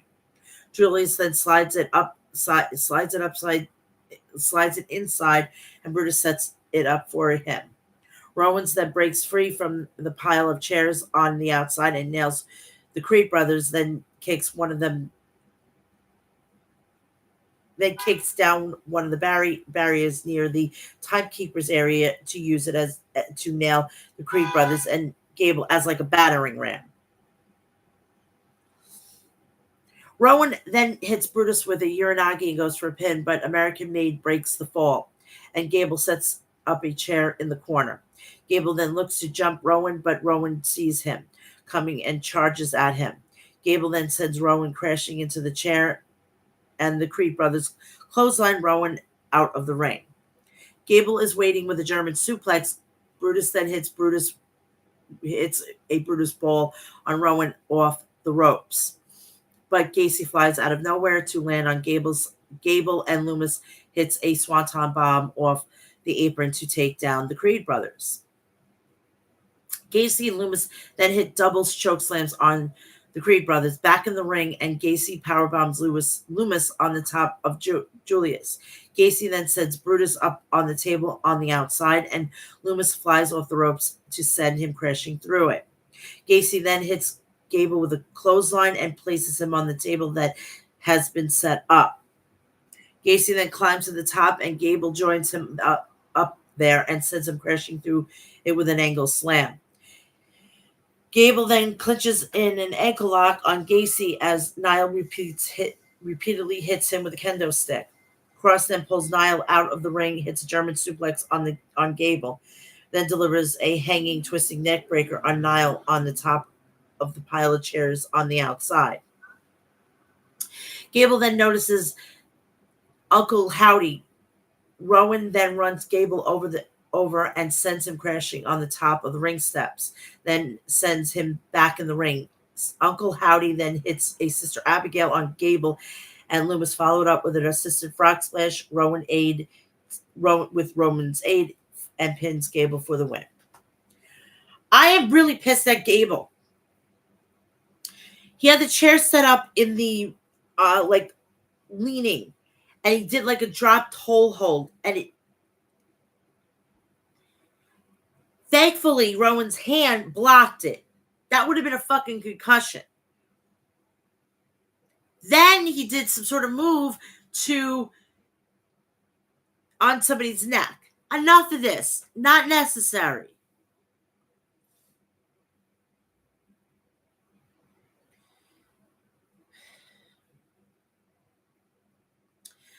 We get a video package for WWE Week on USA. Joe Testori then speaks at ringside and says Raw will be run for 2 hours starting October 7th, and we will have a season finale on December 30th. Testori also says the show will run from 8 to 10. Yeah, baby! Yeah, baby! So happy. And it also gives the people that have constantly been on this a chance to maybe go take a vacation, and it's going towards the holiday time. Perfect time to take a vacation, people.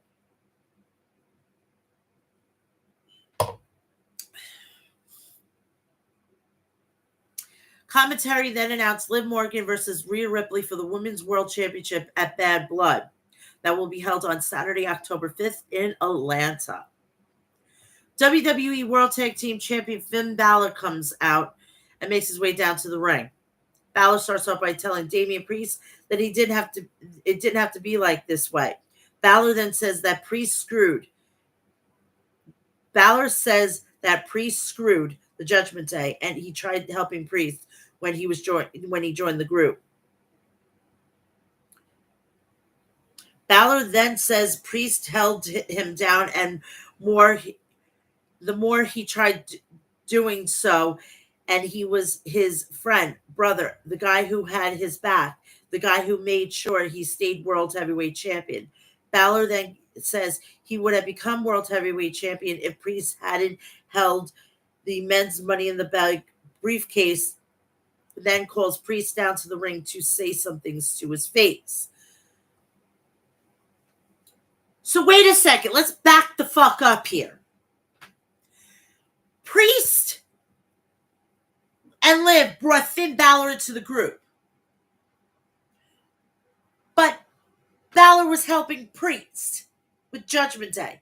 No, it doesn't work like that. This whole fucking thing was a fucking backwards. They sought your ass out because you were falling. You were in despair. They needed to bring you up. What are you fucking... Seriously, this makes absolutely no sense. And see, I'm criticizing WWE. I know it's a fucking shocker. So Priest tells Balor that he has ran every time he wanted to get his hands on Balor since breaking up the real Judgment Day. Priest then warns Balor that he will beat him down as soon as he says that he needs to say. And Balor tells Priest that he is no longer his sidekick. Balor then says Priest and Ripley will fall the same night as he wants a match against him at WWE Bad Blood. Priest accepts. Priest then nails Balor, but Carlito and JD McDonough took to blindside Priest. Priest then sees them coming, and Dominic Mysterio does the exact same move again, thinking he's going to get the different result. Oh my God. All of that fucking Liv Morgan bleach is getting to your brain here. Stop sniffing her fucking head.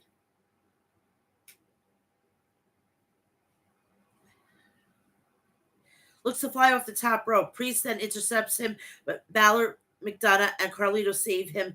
The four men beat down Priest. Rhea Ripley makes her way out with her crutch still in hand. Liv then looks to blindside Ripley, but Ripley sees her coming and uses her crutch. Dominic then grabs it, but Ripley beats him down with it. Morgan then hits Ripley with a chop block and uses her crutch to continue attacking Ripley's knee as the rest of the Judgment Day continues beating down Priest and Priest beating down Priest.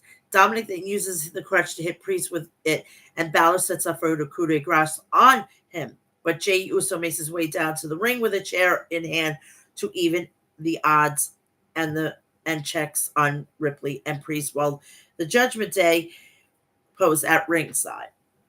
Where the fuck was he? Really, where was he? What was he doing? Yeeting backstage to the side of fucking Rhea Ripley? Come on! You weren't this slow when it came to Sami Zayn. You weren't very oozy last on Monday. So Story and Barrett then speaks at ringside and it recaps Braun Strowman beating hit with a Bronson Reed tsunami on a car 2 weeks ago and coming back to win a qualifying match for tonight's WWE Intercontinental title number one contender favorite 4-way match. We head to the back where Jackie Redmond is interviewing Braun Strowman. Strowman says working last week's match didn't help with his injuries. Strowman then says a wounded monster is even more dangerous. Braun Breaker then enters the ring and says Strowman is a monster. Breaker then says he will show the world that you don't have to be Strowman sized to be a monster. Breaker then says The only reason Strowman is still standing is that he hasn't been in the ring with him. Breakker then says he hopes Strowman wins the Fatal 4-Way and he will see him around. Women's Tag Team Championship, Bianca Belair and Jade Cargill versus the Unholy Union. The match starts off with Belair and Fire. Belair runs over Fire with a shoulder tackle, then sends her into the corner and hits her with a body slam. Cargill then tags in and hits a double shoulder tackle on Fire with Belair. Belair and Cargill then send Fire and Dawn crashing out of the ring, but Fire and Dawn quickly recover. Cargill then tags in and hits a back elbow on Fire in the corner. Cargill then looks to hit one on Dawn, but Dawn avoids it, and Cargill is sent crashing into the corner. Dawn then looks to deliver some right hands on Cargill in the corner, but Cargill puts her off and sends her crashing into the mat. Fire then tags in and he pins Cargill, but Cargill kicks out. Dawn and Belair then tag in, and Belair hits Dawn with a couple of shoulder tackles. Belair then follows up with a dropkick on Dawn and a delayed vertical suplex on Fire. Then hits a shoulder on Dawn's midsection and delivers some right hands on her in the corner.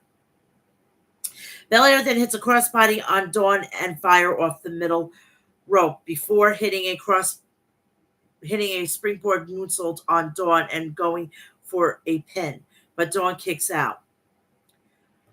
Fire then makes the blind tag, and Dawn hits a forearm on Belair. Fire then climbs to the top of Belair, sends Dawn crashing into Fire and joins Fire on the top. Dawn then tags in and hits double powerbomb on Belair with Fire. Fire then tags back in and looks to hit a double suplex on Belair with Dawn, but Cargill saves Belair.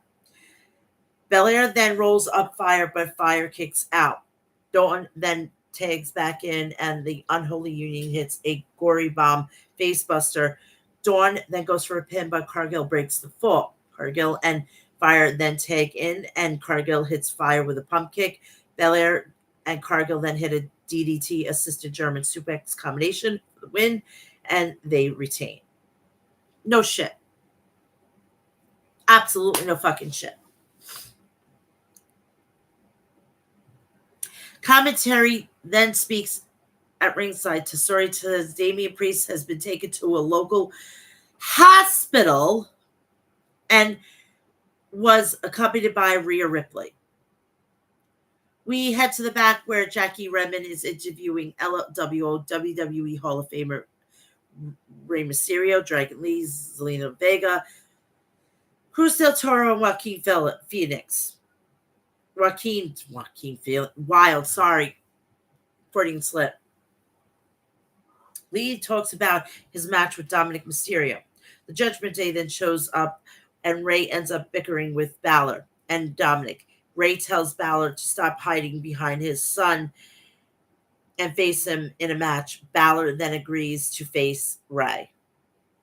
WWE Hall of Famer Bret the Hitman Hart is then shown walking through the backstage. He is heading to the ring.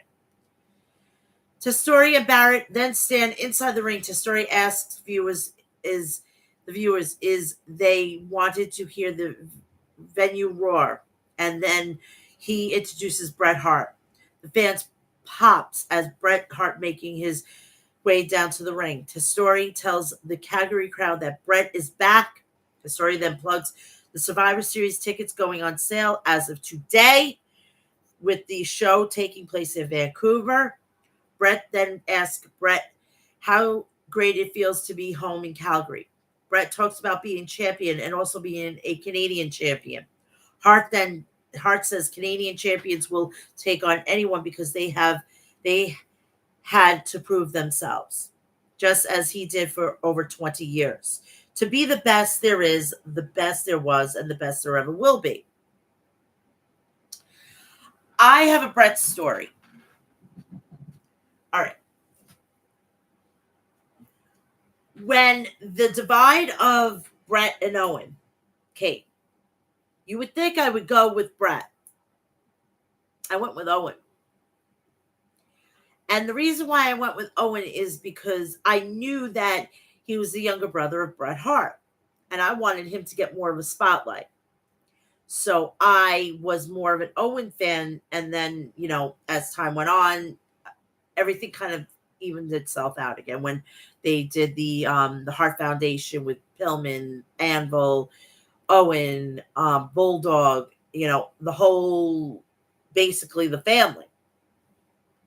But I would definitely put my money on that if Owen Hart was still alive, he would be a WWE champion, and I think he'd still be in the company.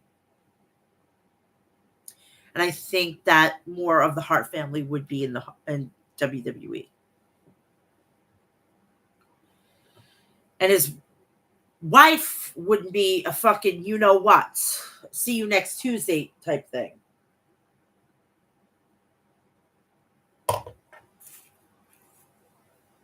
WWE World Heavyweight Champion, the Ring General, Gunther, heads to the ring.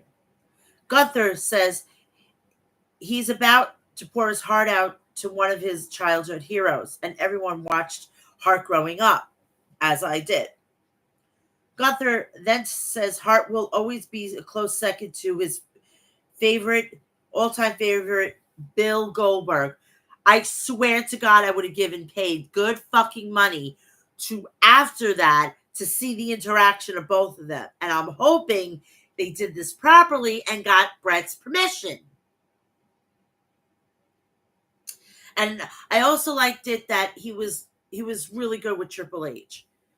And I was so happy about that. And I was glad that they didn't throw the old Shawn Michaels in there.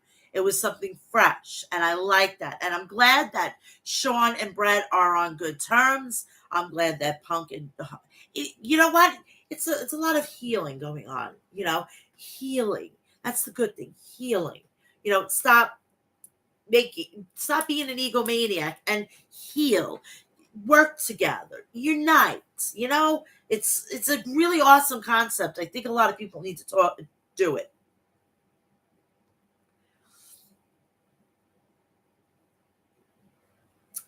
So this was an amazing segment.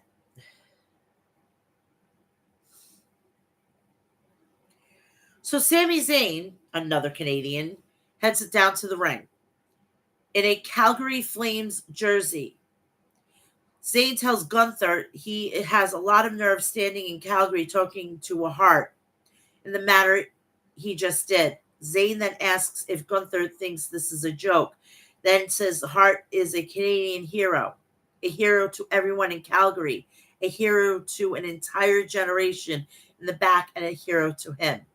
Zayn then says while Gunther may be the world heavyweight champion, Hart set the tone of what it means to be a champion. Zayn then says Gunther ran away as soon as he challenged him for a title last week. Then tells him to prove that he is the best he says he is. Zayn challenges Gunther to a World Heavyweight Championship match once again, and Gunther tells Zayn he is far from being in the same league as Hart after telling Hart that he is not in his league. Gunther then denies giving Zayn a shot at the title. Hart then calls Gunther a coward and leaves, and Zayn stares Gunther down on the ramp. Gunther then looks to deliver a right hand on Zayn, but Zayn sees it coming and delivers several of his own. Zayn then sends Gunther crashing into the ring post and delivers more right hands on him before a couple of officials appear to break the two men apart. Hart then shakes Zayn's hand and holds it up before Zayn hugs Hart. I kid you not. I guarantee you CM Punk is probably fucking kicking himself and not being there. And I think somewhere in North Carolina, a certain tag team seeing Bret Hart in a WWE ring, it gives them a little bit of somebody that a tag team that bitches and moans like us, like we do. We bitch and moan. Everybody bitches and moans. Stop fucking goddamn playing yourself to be Mr. or Mrs. Perfect. We head to the back where Braun Breaker was about to say he didn't know what to think of Pete Dunne when he called Butch. When he was called Butch, but Dunne stopped him. Dunne then says he will beat Trick Williams and win the NXT title, and become double champion by beating Breaker for the Intercontinental title. Breaker then drops a line about the dogs barking loudly in Canada, and then wishes Dunne good luck. Sheamus then shows up and attacks Dunne until security intervenes just long enough for Dunne to get away. Singles match, the Judgment Day's Dominic Mysterio versus Dragon Lee. The match starts off with Lee tackling Dominic and delivering some right hands, then looks to lock in a half Boston Crab. Dominic then makes it to the bottom rope before Lee can, but Lee hits Dominic with a rolling Death Valley driver and climbs to the top. Lee then looks to fly, but Dominic intercepts with a drop kick.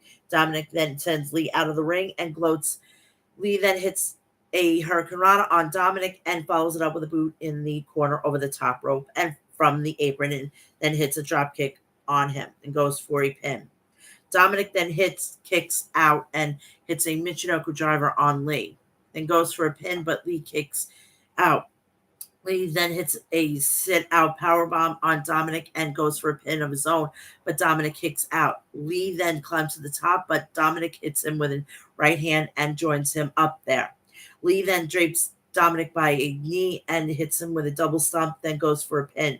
JD McDonough and then places Dominic's foot on the bottom rope, and Rey Mysterio confronts him. LWO and Judgment Day then begin brawling each other to the back, opening the door for Morgan to hit a chop block on Lee, while the referee distracted Dominic, then dials up for 619, and Lee follows it up with a frog splash for the win. I'm wondering when she's going to get him a title shot. I wonder when she's going to go get him a title shot, basically hand him the title, mommy stuff.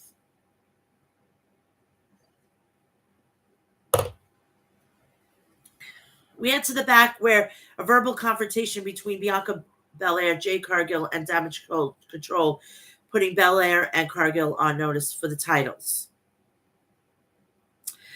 Pure Fusion Collective make their way to the ring for the next match.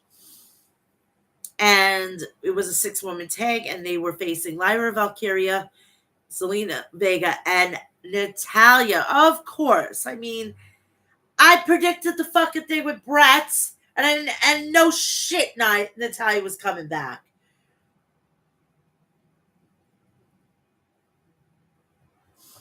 The match starts off with Vega and Stark. Baszler hits a kick on Vega's chest off the top, and Stark hits Vega with a crossbody over the top to land on her.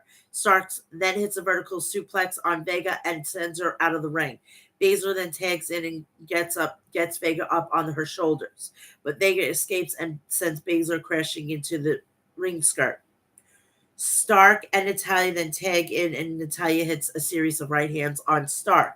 Stark then looks to hit a splash on Natalya in the corner, but Natalya sees her coming and takes her down. Stark then looks to respond with a kick, but Natalya escapes and looks to lock in a sharpshooter. Deville and Baszler then save Stark, but Vega and Valkyria takes her down. Natalya and Stark then pin each other, but both women kick out. Natalya then looks to cinch in the sharpshooter on Stark once again, but Deville and Baszler look to prevent her from doing so again. Valkyria and Vega then intercept them with sharpshooters of their own, and Natalya locks one in on Stark, and Stark taps out. So Natalya, Valkyria, and Vega pick up the win. No shit. Drew McIntyre is seen heading towards the ring, and we see McIntyre come across the Alpha Academy, who are admiring the Calgary Flame replica title. Natalya was shown talking to backstage with Vega and Lyra Valkyria when Bret Hart showed up, hugged his niece. Drew McIntyre is going to the ring. McIntyre starts off by encouraging fans to chant for CM Punk and says every time they do so, in memory of him. McIntyre then recalls Punk discussing beating him in their strap match last week, then complains about Punk screwing him out of a world heavyweight title match 3 times. McIntyre gloats about pinning Punk at SummerSlam, and then they aren't done just because Punk touched all 4 corners. McIntyre then says he made Punk a bigger star and he can live with that, given that he ended Punk's career. McIntyre then says it's now to talk about the future, and he's looking ahead to the World Heavyweight Championship and his new movie coming out with Dave Bautista. McIntyre then says he's afraid he's got some bad news with the business he has to cover and addresses Wade Barrett at ringside. McIntyre then tells Barrett he doesn't have any friends left in wrestling business and recalls their long history with one another, including defending his actions on commentary. McIntyre then questions why Barrett did what he did last week and says he disappoints, then exits the ring towards Barrett and warns him against doing something he like that again. McIntyre then says he'll be angry and do something about it if Barrett intervenes again in his business.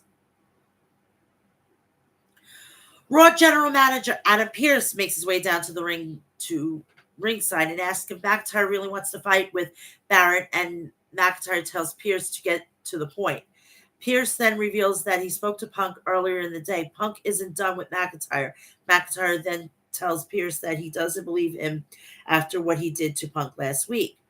Pearce informs McIntyre that he'll facing Punk one more time at Bad Blood in Hell in a Cell. Pearce then drops the mic and exits the ring while McIntyre looks extremely unhappy. Speaking of Punk, bracelet. They had a replica bracelet for CM Punk, but I think it rubbed the person who actually made it the wrong way. So they revised it. It just has CM on it, but CM Punk. I would have did the whole thing. C, a little like star, M, then another like maybe a red star or something, and then Punk. We head to the back where we see Karrion Kross having conversation with Miz and offering to help him out of his run. Xavier Woods then shows up, asks Kross what his angle is. Kross says they're just having conversations and wishes Woods luck with Kofi Kingston's situation. After Kross leaves, Miz tells Woods that he invented the game Kross he is trying to play. Miz then concedes and he is in a rut. After Miz leaves, Kingston shows up and informs Woods that he got them a shot at the WWE World Tag Team titles. Woods then puts on Bret Hart shades and says they will walk into their 10th anniversary in November as the best there is, the best there was, and the best there ever will be. I've got to blow my nose. I am so sorry, people. We have another singles match. Finn Balor versus Rey Mysterio.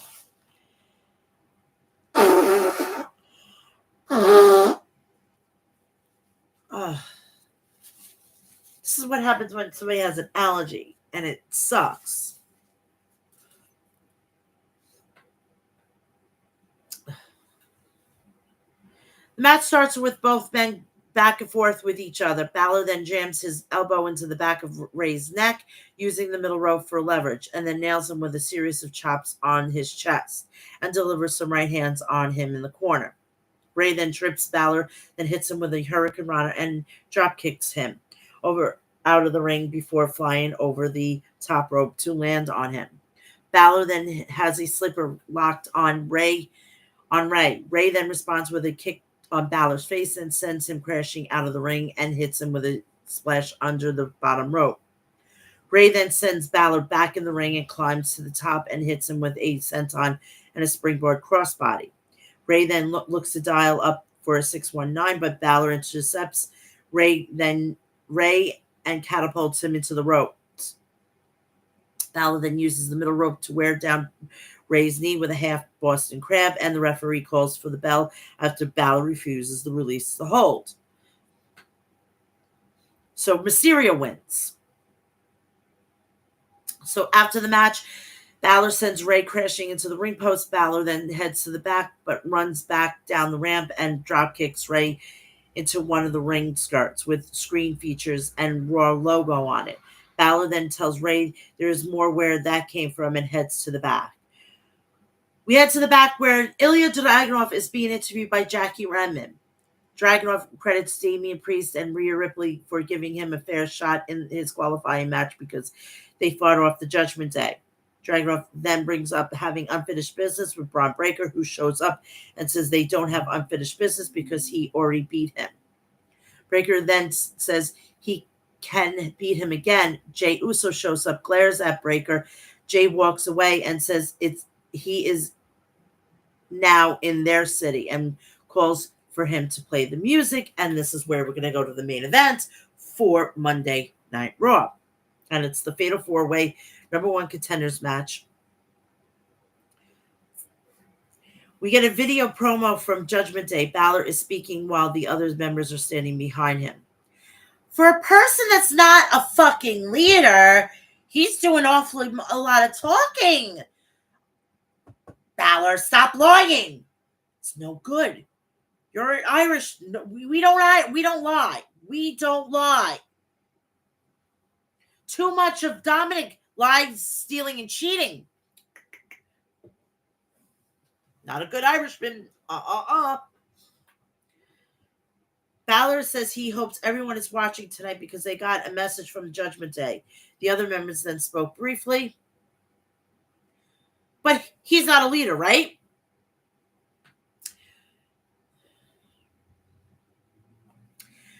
So we go to the Fatal 4-Way match. The match starts off with Strowman beginning to brawl with Dragunov. As Jey goes for Dunn. Dunn then hits a kick on Strowman, but Strowman sends Dunn out of the ring, charges at him. Dunn then moves out of the way, inadvertently low bridge the top rope for Jey to fly over it and land on Strowman on the outside. Dragunov then hits a German suplex and a jumping knee on Dunn.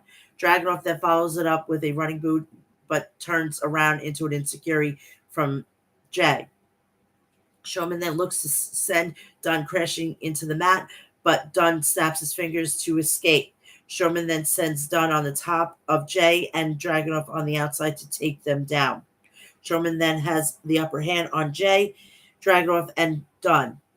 Jey then low bridges Dragunov out of the ring, then hits an open palm strike on Dunn before following it up with an enziguri. Dunn, Dragunov, and Jey then work together to take down Strowman by sending him crashing into the ring steps. Dunn then sends Jey crashing into the ring steps and hits Dragunov with a pump handle slam.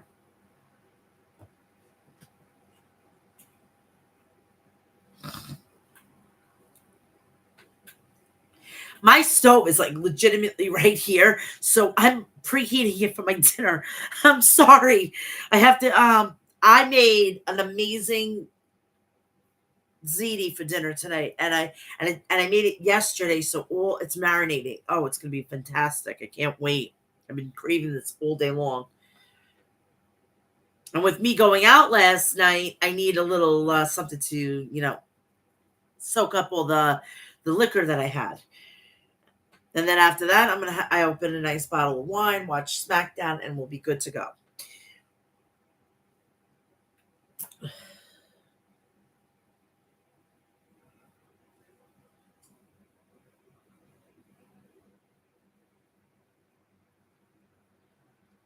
So Dragunov hits a chop on Dunn and responds with an enziguri. Dunn then returns a favor, but Dragunov climbs to the top, looks to fly. Jey hits him with a super kick midair and goes for a pin, but Dragunov kicks out. Dragunov then hits Jey and delivers some right hands on each other. Dragunov then hits Jey with a series of strikes and a Constantine special, then goes for a pin, but Dunn breaks the fall. Dunn then snaps Dragunov figures and climbs to the top. Strowman then pushes him off and sends him crashing to the floor. Then hits Jay with a shoulder tackle and nails Dragunov with a boot. Strowman then hits a couple of splashes on Jay, and Dragunov then follows it up with a clothesline on Dragunov's midsection. Strowman then hits the Strowman Express on Dragunov, Jay, and Dunn on the outside. Strowman then sends Dunn crashing into the barricade near the timekeeper's area, then clears the announce desk. Bronson Reed then appears and sends Strowman crashing through with a splash off the barricade near the timekeeper's area. Jay and Dragunov then exchange right hands with each other before Jay runs the ropes and hits a spear on Dragunov. Jay then looks to pin him, but Dunn sends Jay out of the ring and pins Dragunov himself. Dragunov then kicks out, and Dunn delivers some right hands on Dragunov. Dunn then sets up for a bitter end, but Dragunov escapes and hits a powerbomb on him. Dragunov then follows it up with an H-bomb and goes for a pin, but Jay breaks the fall. Jay then climbs to the top and hits an Uso splash on Dunn for the win, and Jay Uso is going to be facing Braun Breaker for the Intercontinental Championship. I have no idea. I think this should be a bad blood, but I don't know, After the match, Jay celebrates his win, and the Calgary crowd goes bonkers at the end of the show. And that's it. You got my spiel on what had happened on All Out, and you got my reasons why. Plus, I had bit off just a little bit more I could chew. My son was home last weekend, so I got to watch All Out as like a fan, which as a fan, my heart broke. I am hopefully going to record something for OnlyFans, so please follow me over there. It's $5 a month. Real Mel's Mat Chat, and you can also follow me on Snap, Real Mel's Mat Chat. Please follow me on Instagram, Facebook, Threads, TikTok, Cameo, and X, Mel's Mat Chat. I will be back here with episode 357 next week at 2 p.m. Please have a great weekend. Please go check out Maestro Classics at maestroclassics.com. Go check out Liquid Death at liquiddeath.com. Go check out Deathwish Coffee at deathwishcoffee.com. And go check out HOG Wrestling at hogwrestling.net. Please also go and like, share, and subscribe. Turn on the bell for all notifications so when I go live, upload a video, or do a short, you will all know about it. Please do me a favor. Have a great weekend, and I will see you next week on here. If you want OnlyFans, you can get me on there as well. Have a great weekend. I love you all. And remember, we can't criticize AEW because we're Karens.